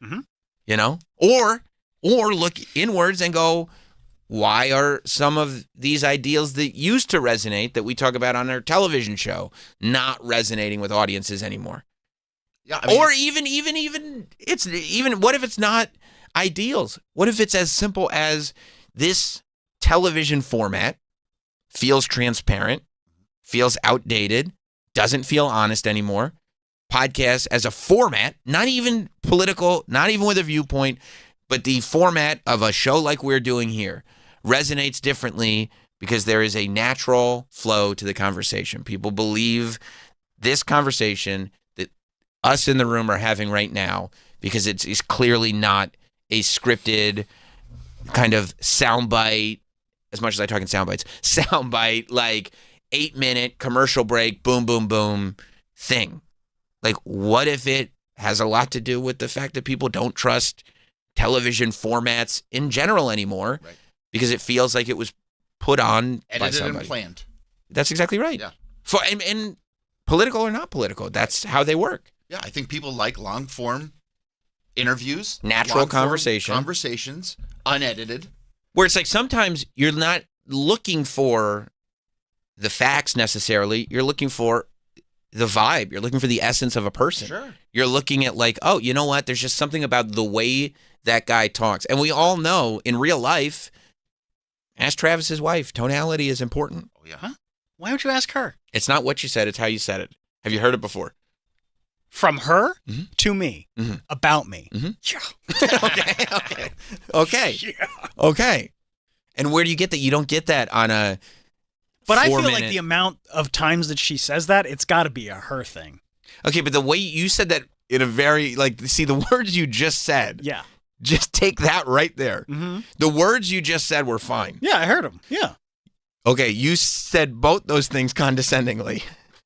When you said a her thing, it was almost like you were talking down to her. And then just now when you said, yeah, I said them, you were talking down to me. All right, the two of you. And I'll tell you what, it made me hate you. Oh. In the moment. Not overall, but in the moment. I said, I hate that guy. And so I would imagine your wife feels the same way. And and you haven't said anything on paper. Yeah, I didn't say anything bad. That's worth hating you. Read the transcript. Okay, but I hate you again. Okay. See how that works? And that's I don't know where the disconnect is. Okay. It's probably on me. But that's to say, maybe people don't want a pre-planned 4-minute questions pre-written thing anymore. Well, people are also very tired of being talked down to. Right. People are tired of being lied to, blamed, told what to do, what to say, what to think. That's right. Even outside of politics. Yeah. What's the biggest? Tell me some of the biggest shows in sports in terms of just talking sports. Some of the biggest shows in sports. Yeah. Pat McAfee. Boom. Stephen A. What's the biggest show in the NBA? Inside the NBA. Okay. You just named 3 shows that don't feel like these are scripted Yeah. network talking points. You're just getting an essence for the people that you are hearing information from and being a part of these conversations and at least feeling like you get a feel for who these human beings are. Yeah. And sometimes that's it, right? Sometimes it's just in the presentation. I mean, listen. And also, it's not just like, hey, these Republicans are just going on these talk shows and getting their voice out there, and then everybody's just changing their mind. Pete on Flagrant, great. Bernie on Flagrant yesterday, great. All you have to do is just, go on. Schultz has been pivoting, and it's interesting. He's doing a great job. He knows what he's doing. He's going you know what? Let's just be a place. Because for a long time. Because he's a lifelong Democrat. Yes. It's not he was this alt-right guy forever. But also it's backing it up, right? There are a lot of people who were talking about Trump a lot, interviewing Trump, going no, we talk about everything. And it's some of them true, some of them false. Mm-hmm. Some of them it's no, you've kind of, and that's fine, but you've clearly fallen more into this category and gone no, these are my viewpoints now, and that's fine. But if you are going to be the place where you're going to have everybody on to talk, that's what we're seeing Schultz's podcast evolve into. And I don't think there's been anybody as good at evolving their show over time as Schultz. Watching that show evolve into what it's become and continue to evolve is pretty nuts. Yeah. Because most podcasts, when they start to shift and change, they're done. People don't like that change, but that slow evolution, it's a smart move. But you're right to what you were saying. Yeah, you just have to go out there and don't be fake. That's right. Don't talk to me like you're just trying to get your talking points out. Right. And don't be afraid of questions. And don't be afraid of questions. Ultimately, that's one of the things that killed Kamala. Oh, yeah. It was you can't have full conversations. I think when people realized that the CBS interview was edited more than they thought it was, that was a big thing that stuck with people. I think when people were waiting for her to have that sort of unscripted conversation and it never happened, or it kind of happened on Call Her Daddy or whatever. It's that wasn't the one. Where they spent $1 million to recreate a set. It was so... Yes. It was so created. Yes. Yeah. It's everybody was when are you getting into Sam's basement? Were people wondering that? A lot of people. That's weird. I didn't hear anybody. But we have different circles. Yeah, no, and mine is the more sort of industry circle. That's right. Yeah. Absolutely. Yeah, it's 100% right. It's 100% right. Yeah, I think that's the bigger thing, is that it's less about political viewpoints. I think everybody is just kind of over feeling lied to, by anyone. And I think that there is a lot of room for both parties to stop lying to people and see how much growth there is. And look, this was bound to happen because they really thought we can just run Bushes and Clintons forever. Like they really thought. And then someone tried to put on a hoodie. I can't get out of it. But I also think it has a lot to do, and maybe I'm overthinking it, but like, so many of these politicians are older, and it used to be so much easier to lie to the public. Of course, because there wasn't, like, this was the only exposure to media. There were 4 channels. Yeah. And no internet, and you read stuff in the newspaper, and you heard the news on TV. I mean, it's really funny. I was thinking, like, there was a time, and maybe Biden and his apparent cognitive issues. Alleged. Like Jake Tapper. I mean, a lot of evidence that they fell off that bike. Let the games begin. Yeah, no, you're right. But, like, I mean, there was a time when, who was it? FDR was in a wheelchair? Yeah. And it's like you would hide that, but if your legs don't work, it's easier to lead the country than if your brain doesn't work. You know what I mean? Yeah. It is a different... I've never run for office, but I would assume you need brain more than legs. Yeah. I think so. I was a student council president in either 6th or 7th grade. Mm-hmm. And yeah, I wasn't terribly athletic. I used my brain way more than I used my legs. Yeah, so and we got some vending machines in the cafeteria. Yeah. So, no shit. You know, we got shit done. Well, I am the change, you know. But also to that point, you know, I think people nowadays would want to know, look, if the president's in a wheelchair, you better let me know that president's in a wheelchair all the time. Like, I don't think people any longer, I mean, maybe they do, but the idea that there was a long time where you wanted this kind of almost fictional, powerful father figure in the office. And I don't know. I think people's humanity has just been exposed so much that you want somebody that's a little bit more relatable. I think maybe it's the internet bringing everybody like together, not in the sense that we're all on the same page, but just in the sense that you have access to everybody and you have access to all the information that you don't want. Like, we don't do that iconography stuff anymore.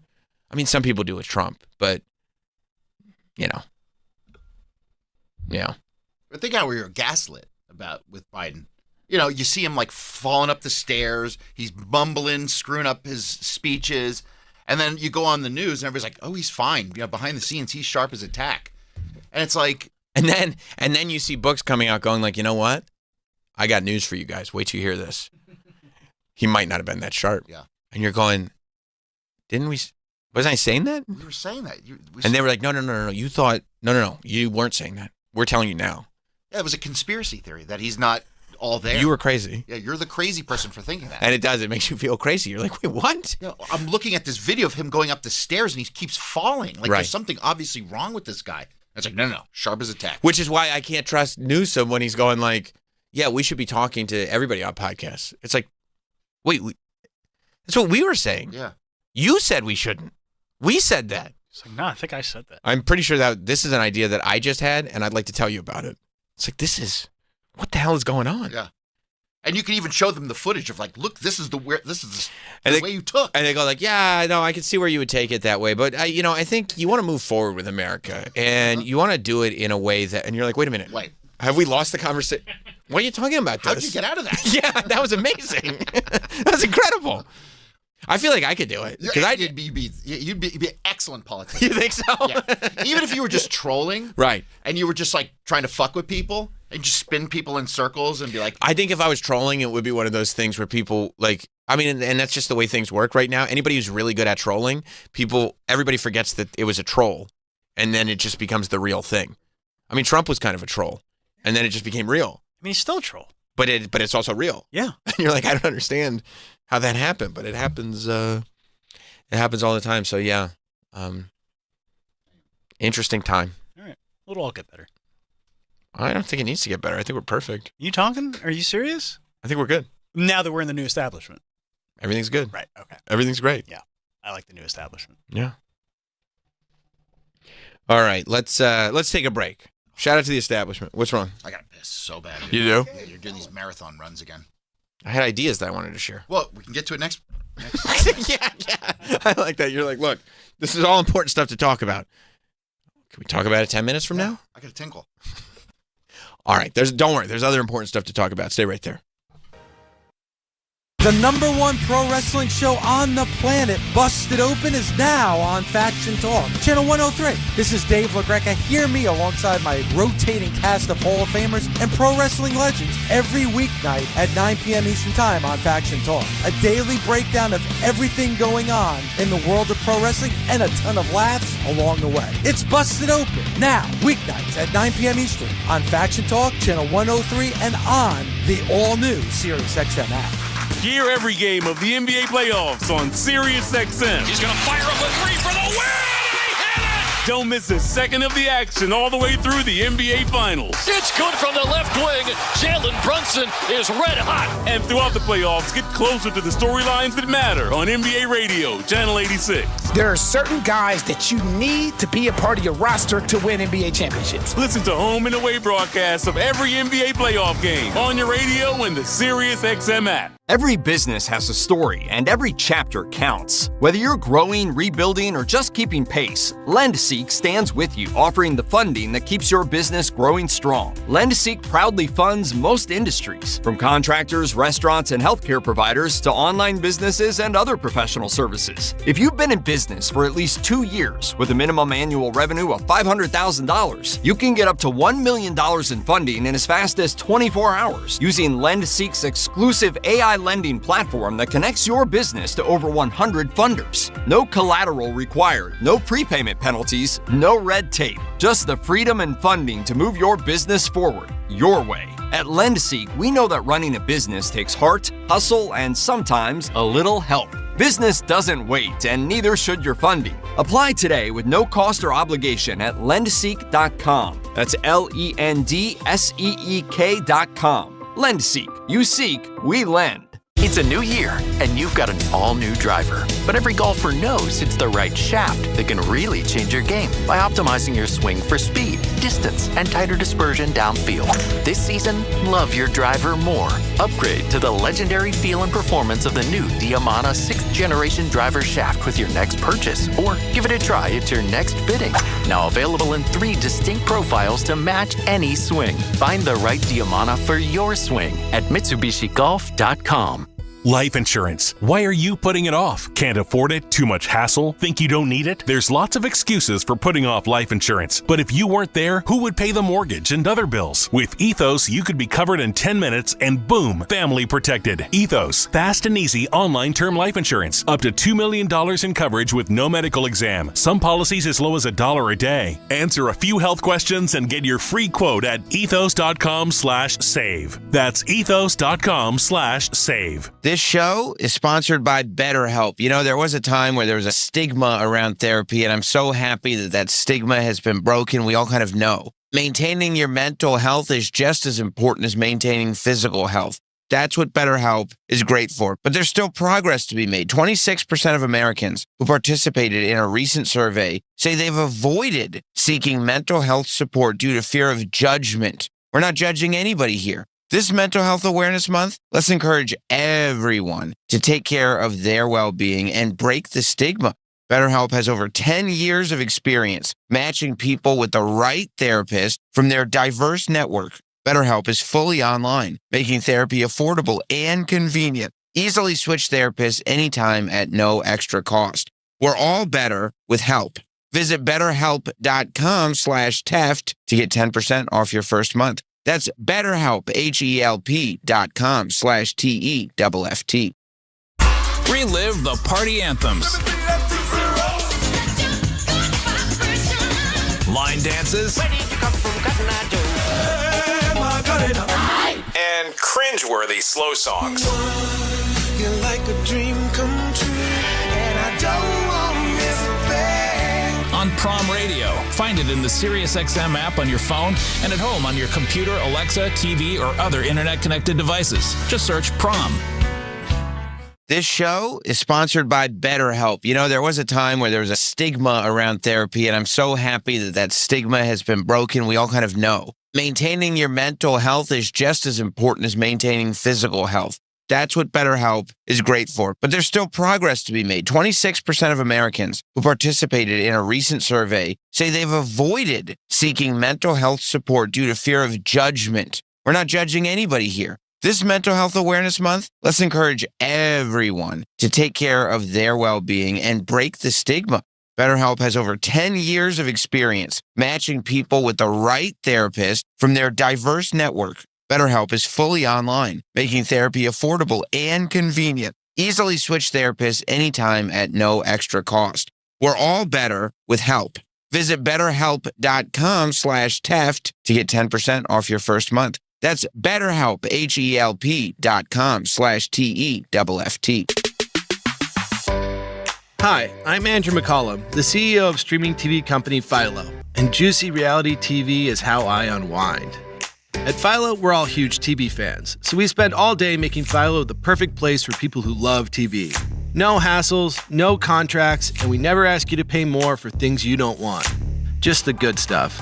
We have live TV from your favorite channels like MTV, Discovery, A&E, and more. We've got a huge library of more than 80,000 movies and shows you can watch anytime. We give you an unlimited DVR so you can skip all the ads. And we have 24/7 customer service that connects you to a real person in seconds. You might even get me on the line. The best part, at Philo, we think TV shouldn't break the bank. So all of this is just $28 a month when you sign up at philo.tv/Andrew. That's philo.tv/Andrew. Give us a try, risk-free. If you love TV, you'll love Philo. Selling your home? On Ready.com, real estate agents will pay you for your listing. Thousands upfront just for the chance to sell your home. Because on Ready, agents compete. They put their money where their mouth is. Well, not really. You don't want agents with wallets in their mouths, but you get the idea. And when agents have money on the line, they'll sell your home quickly and at top dollar. So go to Ready.com, REDY.com, or call 888-833-READY. After a triumphant U.S. Open on Donald Ross's masterpiece, Pinehurst No. 2, there has never been a better time to visit and enjoy your game at the cradle of American golf. Pinehurst Resort is home to 10 championship golf courses, including its newest, Tom Doak's rugged and breathtaking design of Pinehurst No. 10, named the best new course of the year. With 4 historic hotels and new luxurious cottages at Pinehurst No. 8, Pinehurst blends the charms of yesteryear with the very best in golf today. Visit Pinehurst.com now to plan your stay. We're back with Sam Roberts Show. I'm not the one who's so far away when I feel the snake bite enter. Oh, no.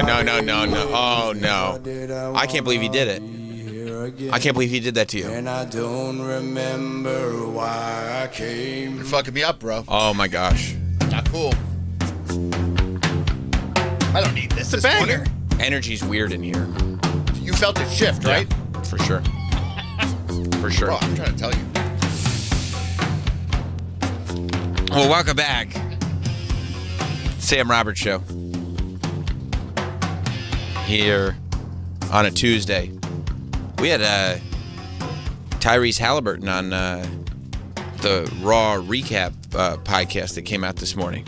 That's awesome. Yeah. I mean... Shouldn't he be busy getting ready? I mean, he was. I was asking him about that. Like, how do you mentally get prepared? Like, are you, because he's a big wrestling fan. Yeah. And so when they said, we knew that, and somebody on Sunday, one of the people who work on that show was like, oh, we should get Jalen or Tyrese to do the podcast. And I was like, it felt like one of those ideas that you send out there because it should be said, but realistically, you're like, that's not going to happen. You'll get a note back saying Tyrese would love to do the podcast. Unfortunately, he's preparing for the Eastern Conference Finals. Yeah, after the season's done, we'll do it. Yeah, and that's awesome, and it'd be amazing. And then we get a text back late that night. Yeah, Tyrese is in, and I'm like, what? That's how you know he's a real big fan, like a legit fan. Yeah, and then I was asking him, kind of, because elite athletes' brains to me are so fascinating because of the ability to laser focus and compartmentalize. That's the commonality in all these athletes. They have the ability to laser focus on the job that needs to get done and also to compartmentalize, because otherwise they'd be driven absolutely insane. Like the level of focus that you need on a football field, on a basketball court, I guess on a baseball diamond, but not really. Yes. kidding, of course. I'm kidding. But like the level of focus that you need is insane. And also the amount of pressure. You're now talking about not only playing at the highest level, not only everybody seeing you on television, but the amount of money that's been invested in you. You're talking about millions of dollars. The amount of faith that is put in you to maintain this high-level franchise. The amount of faith that's put into you in terms of the broadcast rights of the game. Like, there are so many insane factors. And so I'm like, you got till Wednesday now before you have to play this game. Like, are you sitting there watching Raw? Are you saying, he was honest. He was like, look, like, there's a part of my brain that the game is going to be in an omnipresent way. It's always going to be there. Right. But I do as much as I can before I get to the Garden to not have that there, to be like, that's going to be when I get there, that's going to be the game that I'm going to play. But in the meantime, I'm going to be playing video games. I'm going to be watching wrestling. I'm going to just... It's like, how much can you do? Right. And he goes, unfortunately, like, I do have my family texting me constantly asking about the game. Everybody's texting me asking me about the game, so it's going to be there. But, That's great. Yeah. Well, I hope he has a bad 2 weeks. He was awesome. And I did tell him, I was like, good luck to you. Specifically I'm not hoping for your success necessarily. You told him that? Well, I mean, I've informed him that I was not going to be rooting for him to win. And he was okay. He respected it. Yeah, he appreciates the honesty. I think that I mean, it was so funny. My co-host Megan literally wore a Halliburton jersey to the interview. Really? And then pointed me out like, this New Yorker over here. I was like, you literally live in Connecticut. Like, but she's from the Midwest. She's from right. She's from Chicago. She claimed the Midwest around this Pacers player. I was like, you're from Chicago. They have another basketball team. That's true. But still, that's true. Still, I guess her allegiance is still greater over there. She must be psyched about the Pope.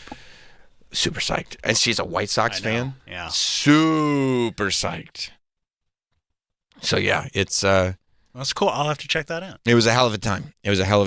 All these big things happening. For you. Liver King. Tyrese Halliburton. All over the place. You're on fire, bro. You think so? Yeah. Oh. Yeah, in a good way. In the best possible way. Hey, man, thank you. Not like that guy who set himself on fire that time? No.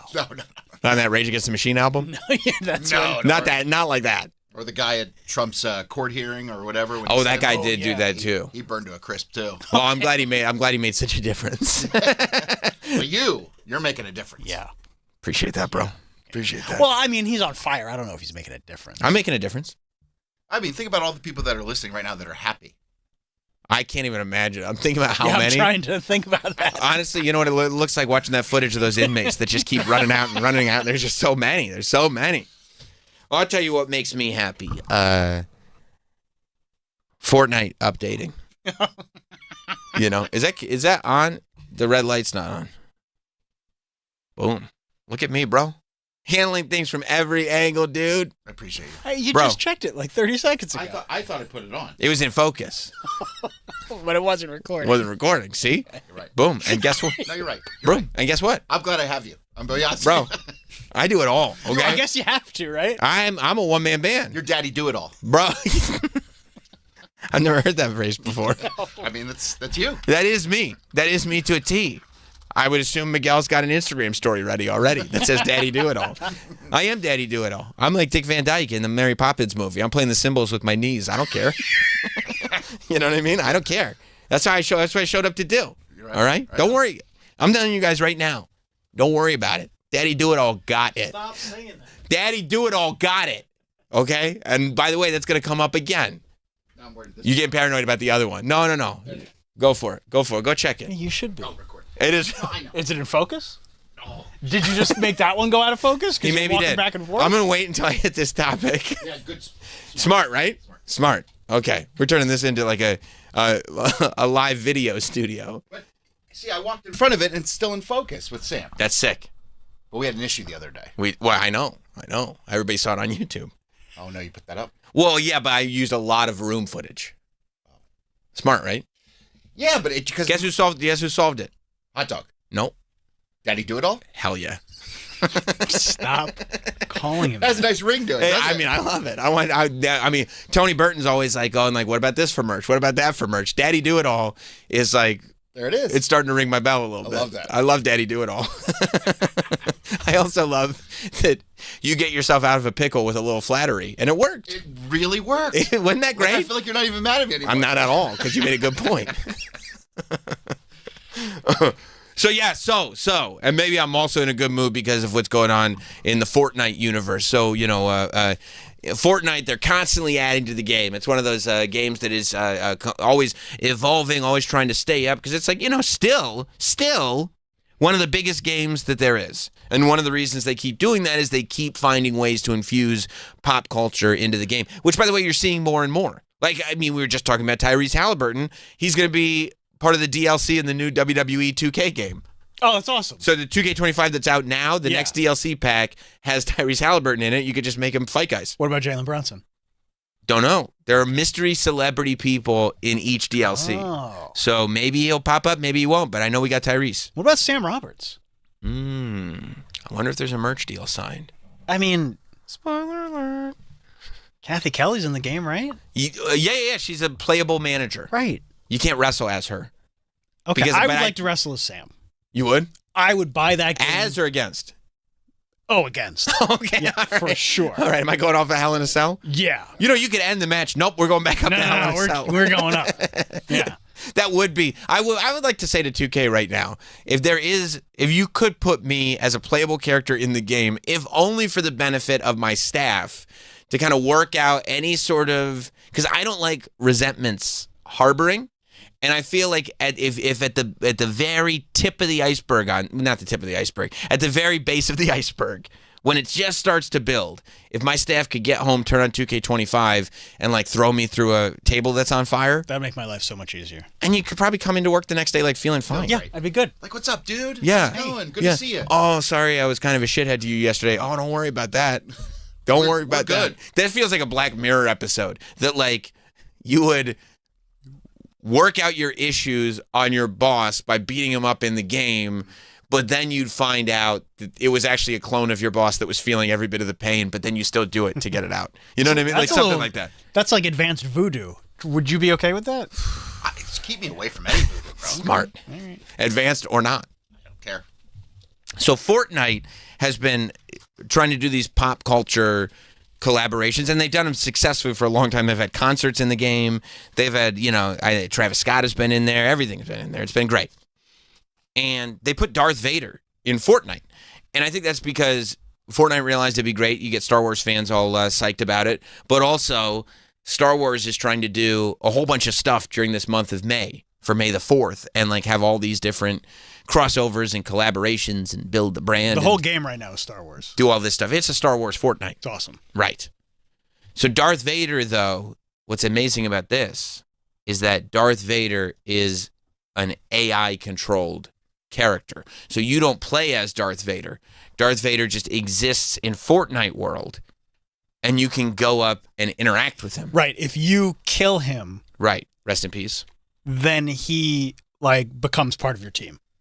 And he just follows you guys around. There's a Darth Vader in every game. Right. And if you get to him first and you kill him, then he becomes part of your team. Right. So the reward is that if you get to him first and kill him, the reason you want to do that instead of the other team is because now you have AI Darth Vader following you around. And and you probably say, well, how is it AI? It's just a video game. What makes it AI is you can talk to him. Yeah. And I don't mean like type it out using an Xbox controller.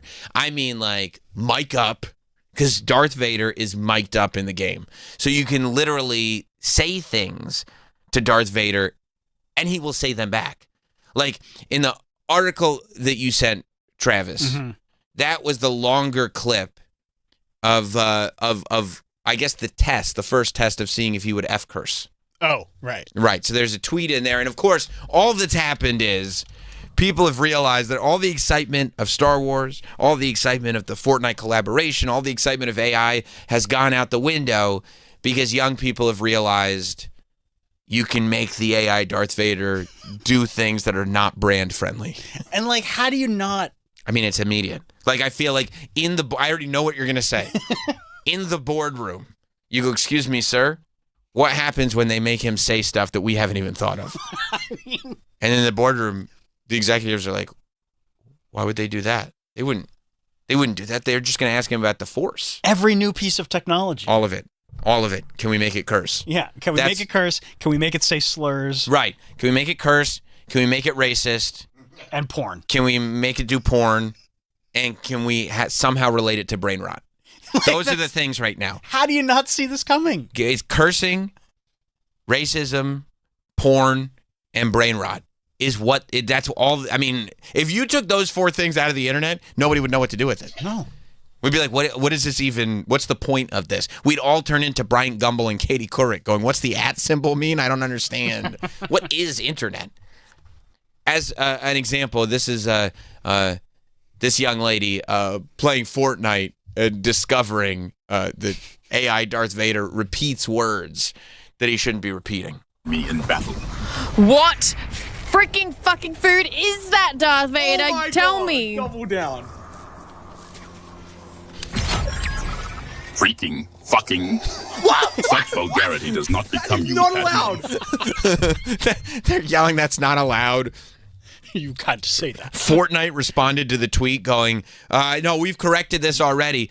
If fucking wasn't a word that was on your radar of words we should ban, I don't have any clue what was. Like, what did you think they were going to do? Yeah. That's like baseline. Just ask him Jedi questions? No. Why is your lightsaber red? Good question. Excellent question. And that's the other thing. They got permission from James Earl Jones's family. The late James Earl Jones. They got permission from his estate to AI his voice. But I don't think his estate really realized what happens when you get a bunch of Fortnite kids dealing with your late loved one's voice in AI form. They're like, oh, yeah, that'll be fun. That'll be fun. Yeah. They'll probably ask him about, like, Anakin. No, they won't. I mean, listen to this one. Yeah, hang on. This is Is this the... Oh, yeah, this is the montage? Yeah. Yeah. Spanish, a useful tongue for smugglers and spice traders. Its strategic value is very well. Hawk Tua. Yeah, Darth Vader Hawk Tua. I mean, you had him Hawk Tua. You don't want Darth Vader to Hawk Tua. Like, this isn't bad for the brand, dude. You don't want this out there. These skibidi toilets. Are they some new form of rebel alliance? Can you riz me up? If Riz equates to mastery of the Force, apprentice, then my Riz is unquestionable. Riz and Skibidi toilet. Skibidi toilet. This is great. Yeah. Ohio Riz Skibidi. and then it just goes on like because that's all you're gonna want to do with him now. Of course. You want more? Of course I want more from Sigma Vader. Aura farming. Are you suggesting I concern myself with trivial aesthetics? Hatsune Miku, you inquire about mommy ASMR. Explain this phenomenon. Does it involve lullabies or some other form of psychological manipulation? No. Tell me. No AI. Gritty. Is that some form of involuntary muscle spasm? Apprentice? I trust it does not indicate weakness.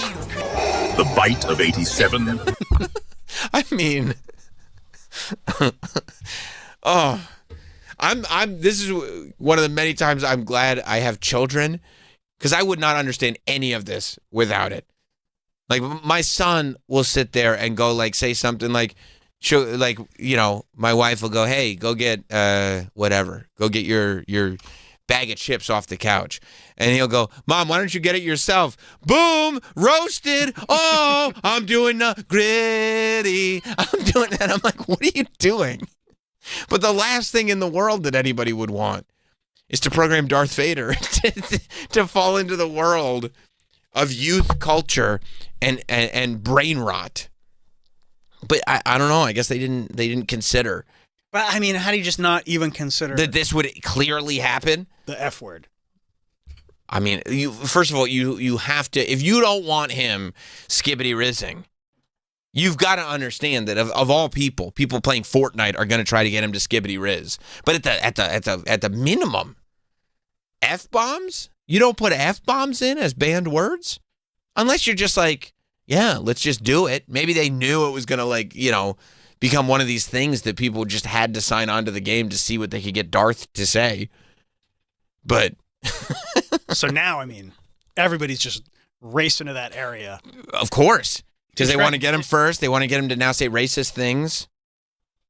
They wanted to get him to say curse words. They want him to, and if they can't, whatever they can't get, some kind of youth vernacular. Yeah. Maybe I should get him today and have him say some stuff about Sam Roberts' show. Ask him what he thinks about the possessive apostrophe. Bro, that's the other thing. Like, you can get Darth Vader to just do drops. Like, remember when that New York radio station got Kiefer Sutherland to just, they were like, can you just record a couple drops? Yeah, like Fresh 102.7. Yeah. They got poor Kiefer Sutherland, who's got this great voice, to just come in and record drops. That's what guests used to just do generally. You'd come in, hey, this is so-and-so, you're listening to this on this. And they got him to do enough of them that they imaged their entire channel using his voice. So like instead of just being like, hey, we have this promo that says, hey, this is Kiefer Sutherland, you're listening to this, it was his voice. And every time it said, Fresh 102.7. They were using Kiefer's voice. And you didn't pay me to do any of this. I didn't sign up for this gig. But yeah, I think we could do that with AI Darth Vader now. Yeah. Just go into Fortnite. The possessive apostrophe is stupid. No, he would think it was a good... You think he would think it's cool? He would think it was proper grammatical usage, yeah. Okay. I think so. Okay. It belongs to Sam Roberts. Yeah, I think it'd be good. We'll see. I think it'd be really good. Yeah, but they haven't taken Darth out of the game. No, he's not out of the game. Right. But I do think that they're constantly patching what he's allowed to say. Are they letting him keep saying skibbity riz? I don't know, because that's not offensive. It's not. Well, it is offensive to a lot of people. Is it? Older people are like, why? Knock that shit off is what they say.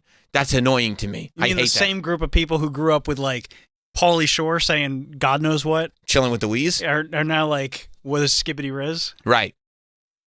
When it's like, no, not fat like F-A-T, fat like P-H-A-T, boomer. Like, when do we get to this age where, like, all the shit that we did... 35. Okay. 35 is the age. Okay. Where it's like, you know what it is? The age is when you realize that you're kind of getting passed by, which we're all there, like, it happens. When you're kind of getting passed by, like, the new stuff... Number one, it's not on your radar until you see it in a print newspaper, which means it's been popular for 3 years, and you missed it. So you missed it when it was actually new and you don't understand it. I think humans are hardwired to get threatened by it when they miss things and don't understand them anymore. And so they think that's not like it was when I was a kid. It's stupid now. But it's exactly the same. Skibbity Ohio. Like Pee-wee's Playhouse was a fever trip. It was a total fever trip. And everybody's like, look at the shit they're watching now. Right. No, dude. It was the same. You just don't remember it. That's right. Because it made sense when you were younger. It made sense because you were a kid. Right. And this shit makes sense to these kids. My kid, he's 6 years old, going up to houses at Halloween going, I don't know, man, that house looks sus. I'm like, yeah, it does, dude. Yeah. Yes, it does. You know what? You're right. It does look sus. Sauce. What is this sauce? Yeah, people lighten up. People were getting upset that Dora the Explorer was on the internet explaining to people what Sigma meant. You know about Sigma, Troy? Well, hang on. Dora will tell you. Yeah. They deleted it. You know they deleted it? Oh, the thing that you sent me? Oh, but that's still up. It was, somebody had to screen record it because whatever channel Dora the Explorer is on. First of all, people already getting upset because it's not the same Dora the Explorer that a certain generation grew up with. Like, I'm too old to grown up with Dora at all. For sure. Like, by the time Dora came out, I'm not watching kid shows anymore. If you're my age and you know all about Dora the Explorer, you're a creep.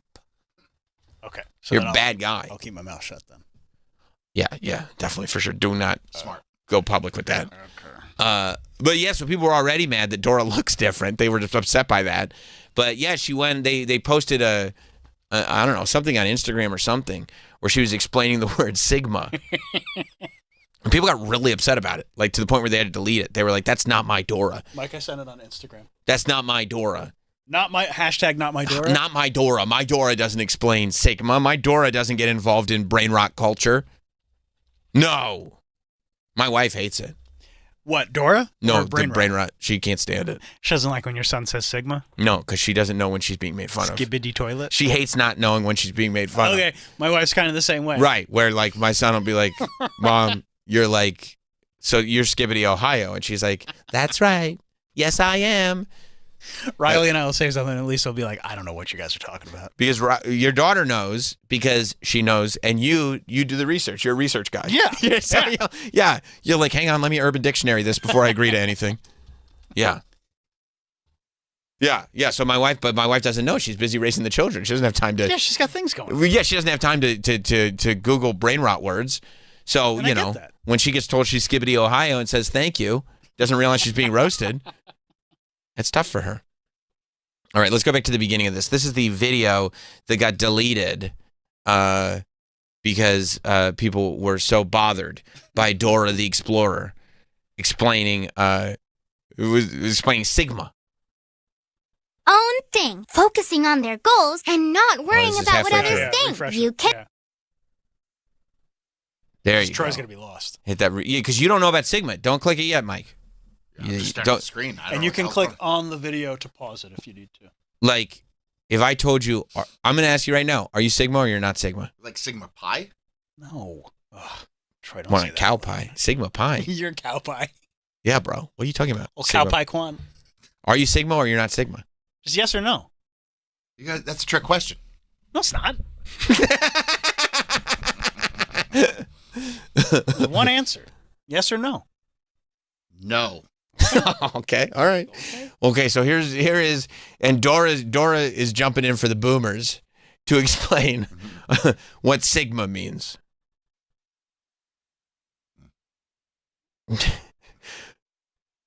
Mike is not. You don't have Instagram, bro? Instagram's confused. Hey, I have a super cool word for you. Okay. Sigma. There Can you- you say Sigma? Try it, Troy. Muy Say it again. Sigma. Muy bien. bien. Muy bien. Sigma is a word for someone who's confident, independent, and does things their own way. Yep. Think of it as someone who's a leader and a trendsetter. Let's say your friend Damn, is dude. doing their own thing, focusing on their goals and not worrying about what others think. You can say, you're such a Sigma. Hell yeah. It means they're strong and cool, Hell yeah. just being themselves. Hell yeah. Next time you see someone doing something totally independent and cool, you can say, that's so Sigma. Now it's your turn. On the count of 3, Try it, let's Troy. all say, I'm a Sigma. Ready? 1, 2, 3. I'm a Sigma. Fantastico. You're all such confident Sigmas. Right. So It works. And how do you feel? I'm a Sigma. Yeah, you are. There we go. Perfect, right? I'm glad we have this. Yeah, nailed it. Now I know. Thank God for Dora the Explorer. Yeah. Right, Troy? Yeah. Yeah. Yeah. It's like I think the root of it is that it's based on the idea that it's one above alpha. We don't do alpha beta. I'm not alpha or beta. I'm sigma. I think that's the root. I think. I can't be sure because it's not. I had to do my own research to Sorry, find did out. we explain that? No, not in that thing. I think Dora made it seem a little bit more nice. Brain rot words always have like a level of like I'm making fun of you, and maybe that's just because I feel threatened by it because I don't know it. Yeah. But yeah, no, I think we did it right. Say it again. What did Dora teach you to say? I'm Sigma. There you go. That sounds nice. It does, right? Yeah. So what exactly was the backlash? I don't know what the problem was. Well, I think it's just people being kind of offended. Well, I saw one post said Sigma. How about Ligma? That was funny. That is funny. Right? Nickelodeon's... That's from when we were growing up. Ligma. Oh, is Sigma toxic male? Is it? Yeah. Can a girl be Sigma or no? Yeah, it does strike me as like maybe a Nickelodeon executive that didn't fully grasp Sigma put this together. Because that is a problem with a lot of the brain rot language is that, people don't understand contextually. It's like any other language. Like, the word in Spanish for something, but if you say it in a certain context, all of a sudden it means something completely different. That's how we use language. Nickelodeon scrubbed its social media profiles of a video featuring the character Dora the Explorer after parents and viewers complained about her usage of a word typically reserved for adults. What what are you talking about? If an adult was like, bro, you're so Sigma right now, I go like, you're so getting thrown out a window right now, you weirdo. Reportedly published early. It would be great to find out this was never published. Reportedly published earlier this month to the official Dora Instagram page and the Dora the Explorer Facebook page. The video showed Dora, whatever. Okay, you can scroll down. It's a male thing. That's why. Because there's alpha males, beta males, Sigma males. males. Anything male is bad. But I'm so tired. Like this whole. What about meta males? No. Remember when you said meta Nobody male? says meta males. Remember when you said that? Yeah. It was funny. It was funny. Yeah. Like we've suddenly turned like slang into brain rot, and it's so stupid. Like every generation has slang words. Of course. It's just and now all of a sudden it's like brain rot. People who take brain rot seriously, like it's really rotting your brain, is like it's just the slang word right now. Yeah.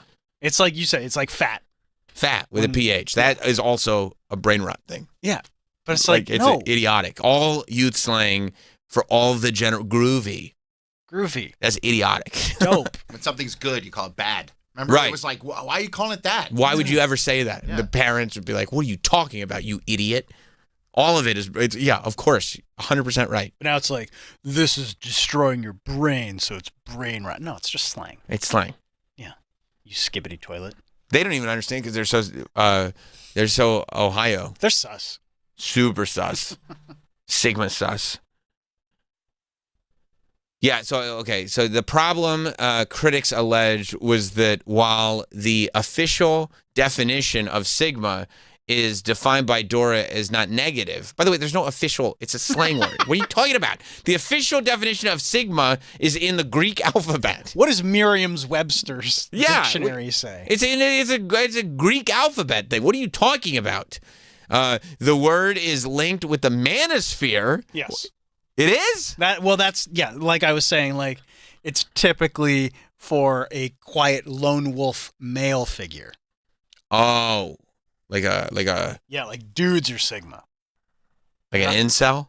No. Oh. No. Are incels Sigma? They could be. Sick. An online they're doing their own thing, like we learned in the video. An online group of men who dabble in misogynistic theories and behaviors. Oh my goodness, I'm clutching my pearls. Tell me more about this manosphere. I'm not really into it, I just dabble. Oh my goodness. Just dabble in the manosphere. I'm dabbling in the manosphere. I've been dabbling in misogyny. No. I mean, talk about pearl clutching. I would love parents to like read this article and hear their kids say like, Sigma, Ohio or whatever and go like, you're not dabbling in misogyny, are you? I've heard about this manosphere. Not good.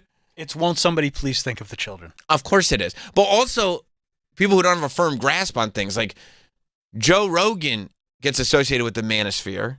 Yeah. Which is not the same crowd as the people. Nobody's listening to Joe Rogan is also saying, Joe Rogan's like going, hey, you know what's Super Sigma, guys? Yeah. Like, what are you talking about?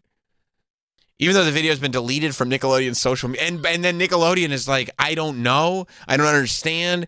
This criticism seems weird. This word seems weird. I'm confused. And you start to feel like you have Alzheimer's. You start to feel like you're just in your neighborhood. This is what it feels like. You are at home in your neighborhood, but you don't recognize the streets anymore. And you're like, I'm not sure where I am. You're junior, and you're going to this church where your meetings used to be, but now it's a church, and you're just sitting there in your bathrobe, not sure how you got there. Because even some 20-something-year-old running the Nickelodeon social media probably doesn't understand a lot of this language. Because it's not for you. Right. It's for younger people. Yeah. And there is this fear, because we're still like just getting out of the sort of let's cancel culture everything space. And you go like, let's put Sigma up. And then someone's like, wait, is that really bad? Should we cancel the network? Should we shut everything down? Comedy's legal now.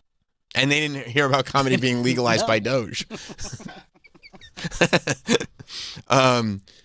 It says this message was brought to you by Andrew Tate, one critic quote. Imagine just trying to get something like fun for the youth, and then it gets compared to Andrew Tate. That's the worst thing you get compared to these days. One critic posted a notorious misogynistic and accused violent pornographer. Oh, in case you don't know who Andrew Tate is either. Okay. What kind of children's content is that? Another critic asked with confusion. Does Andrew Tate say Sigma? I have no idea. No. I don't know. Maybe. Now it says, I don't want to live in a world where backpacks giving red pill takes. Okay. Is Sigma red pill? I don't know. Well, I mean, it's part of the manosphere. And they dabble in misogyny? Too many people have too many opinions.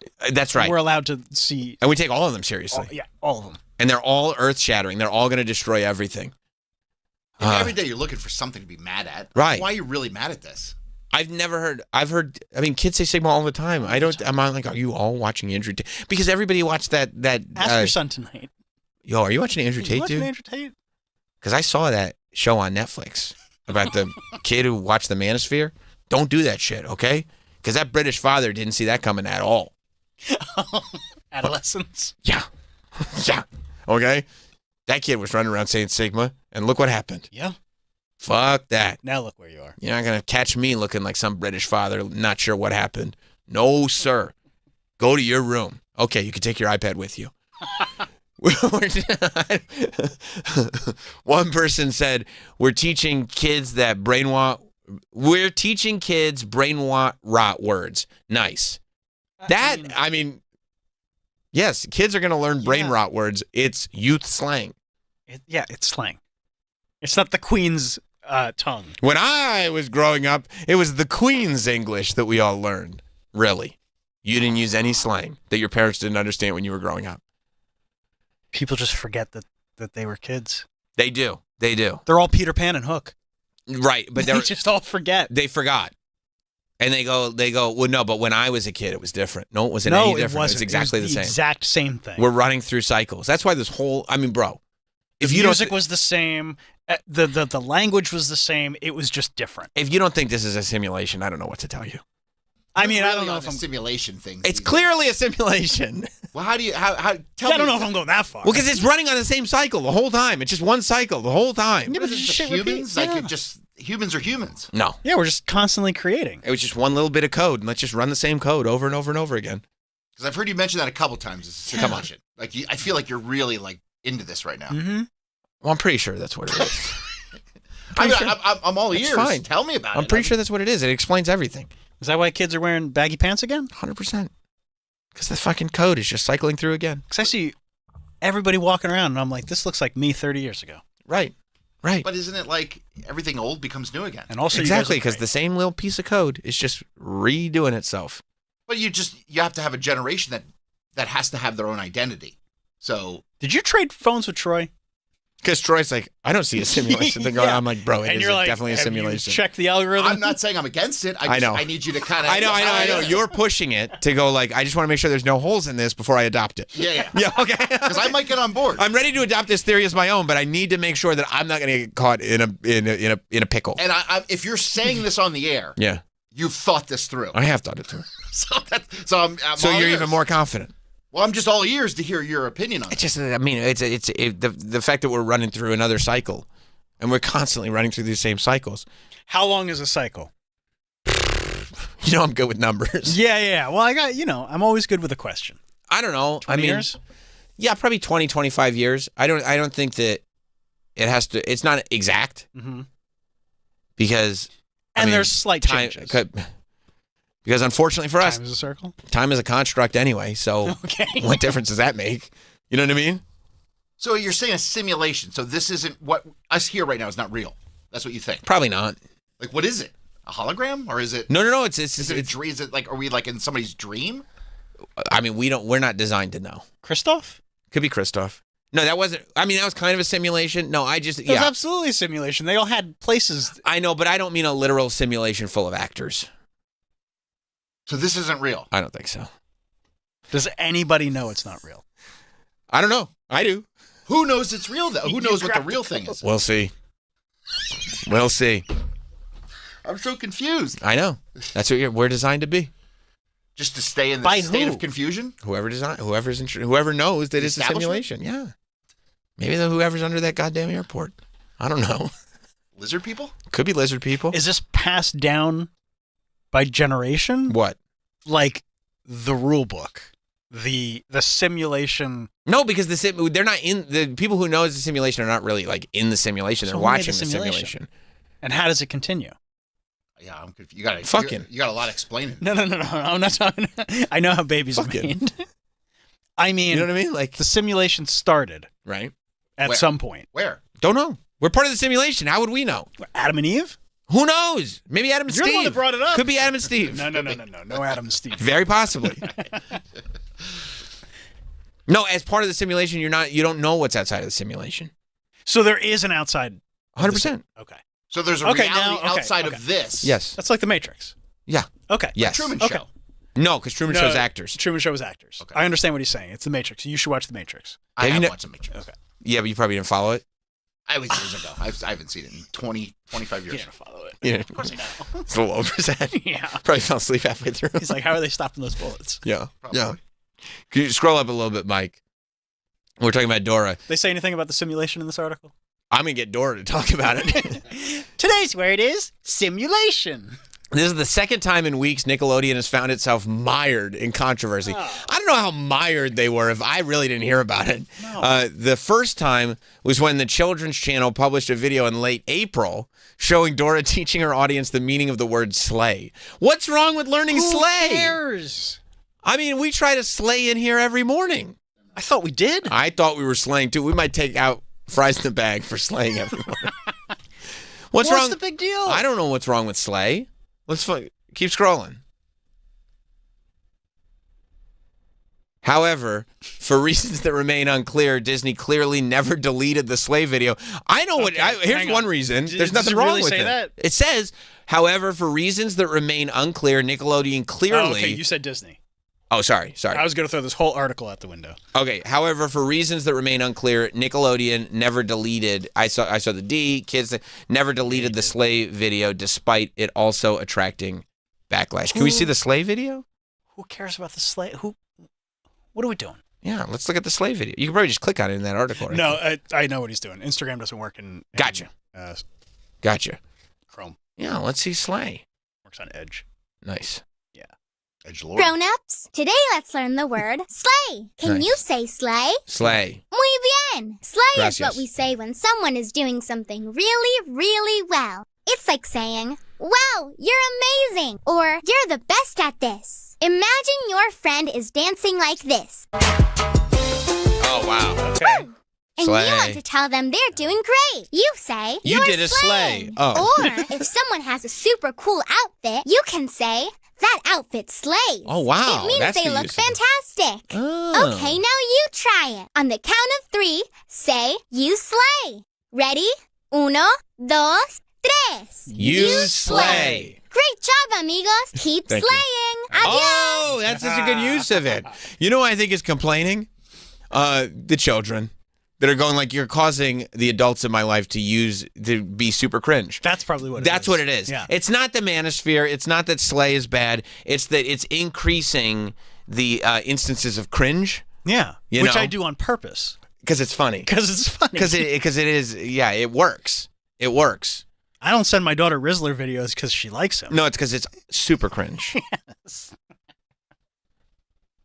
I think that's all it is. Just people getting tired of just the kids getting tired of all the cringe going on in their homes. Troy, you're slaying on the phones, by the way. Slay. I love Slayer. That's cool too. I don't- That's cool. I don't think Seasons you in the followed it. Abyss. But I tell you, sometimes I look at Troy and I just go, Slay boy. That's good, right? That's good. Okay, thank you. Yes. Thank you very much. You send your daughter Rizzler videos? All the time. That's great. That's great. I support that very much. We go to Costco. I don't let her get a cookie unless she says it the correct way. And then do you take a taste and give it a certain amount of booms? Usually 5. Usually it's 5. I gotcha. Yeah, I mean, the Rizzler is at a point where he can do no wrong.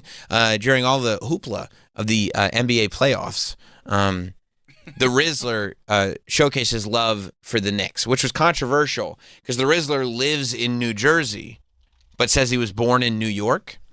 But in this tweet talking about how, like, you know, you can take the boy out of New York, but you can't take the New York out of the boy, and talking about how he still loves the Knicks. It's like 8. I know. There's no way he's writing these tweets. It's not him. But still, people are interacting with him as if it is him. Because he's an 8-year-old kid, but I think people are just like, no, he's an essence. You know what I mean? He's just a walking vibe. It says, "We live in Jersey, but don't forget where we from." And he's got his Knicks merch right there, right? And so first people are like, I don't know, you live in Jersey, blah, blah, blah. But then they started looking more at this Knicks merch. And you realize it appears to be in Rizzler's room. That's where I guess that is, hardwood floors and everything. The Riz room? The Riz room, the Rizoom. And he's got a Knicks jacket, like a starter jacket type thing.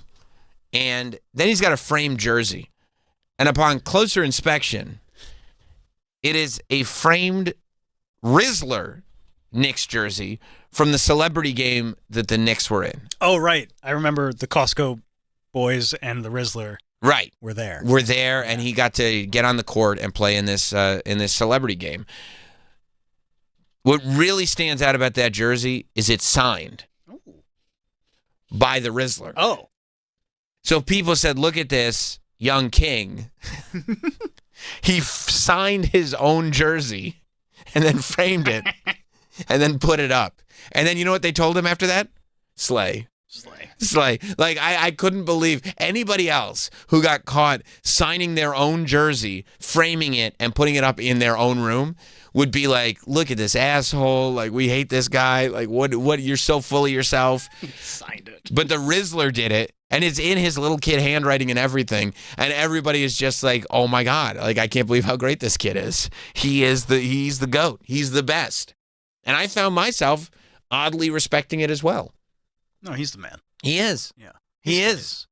And if I were him, I would also be signing my own clothes and putting them up on my wall. So much Sigma. He's a very Sigma guy.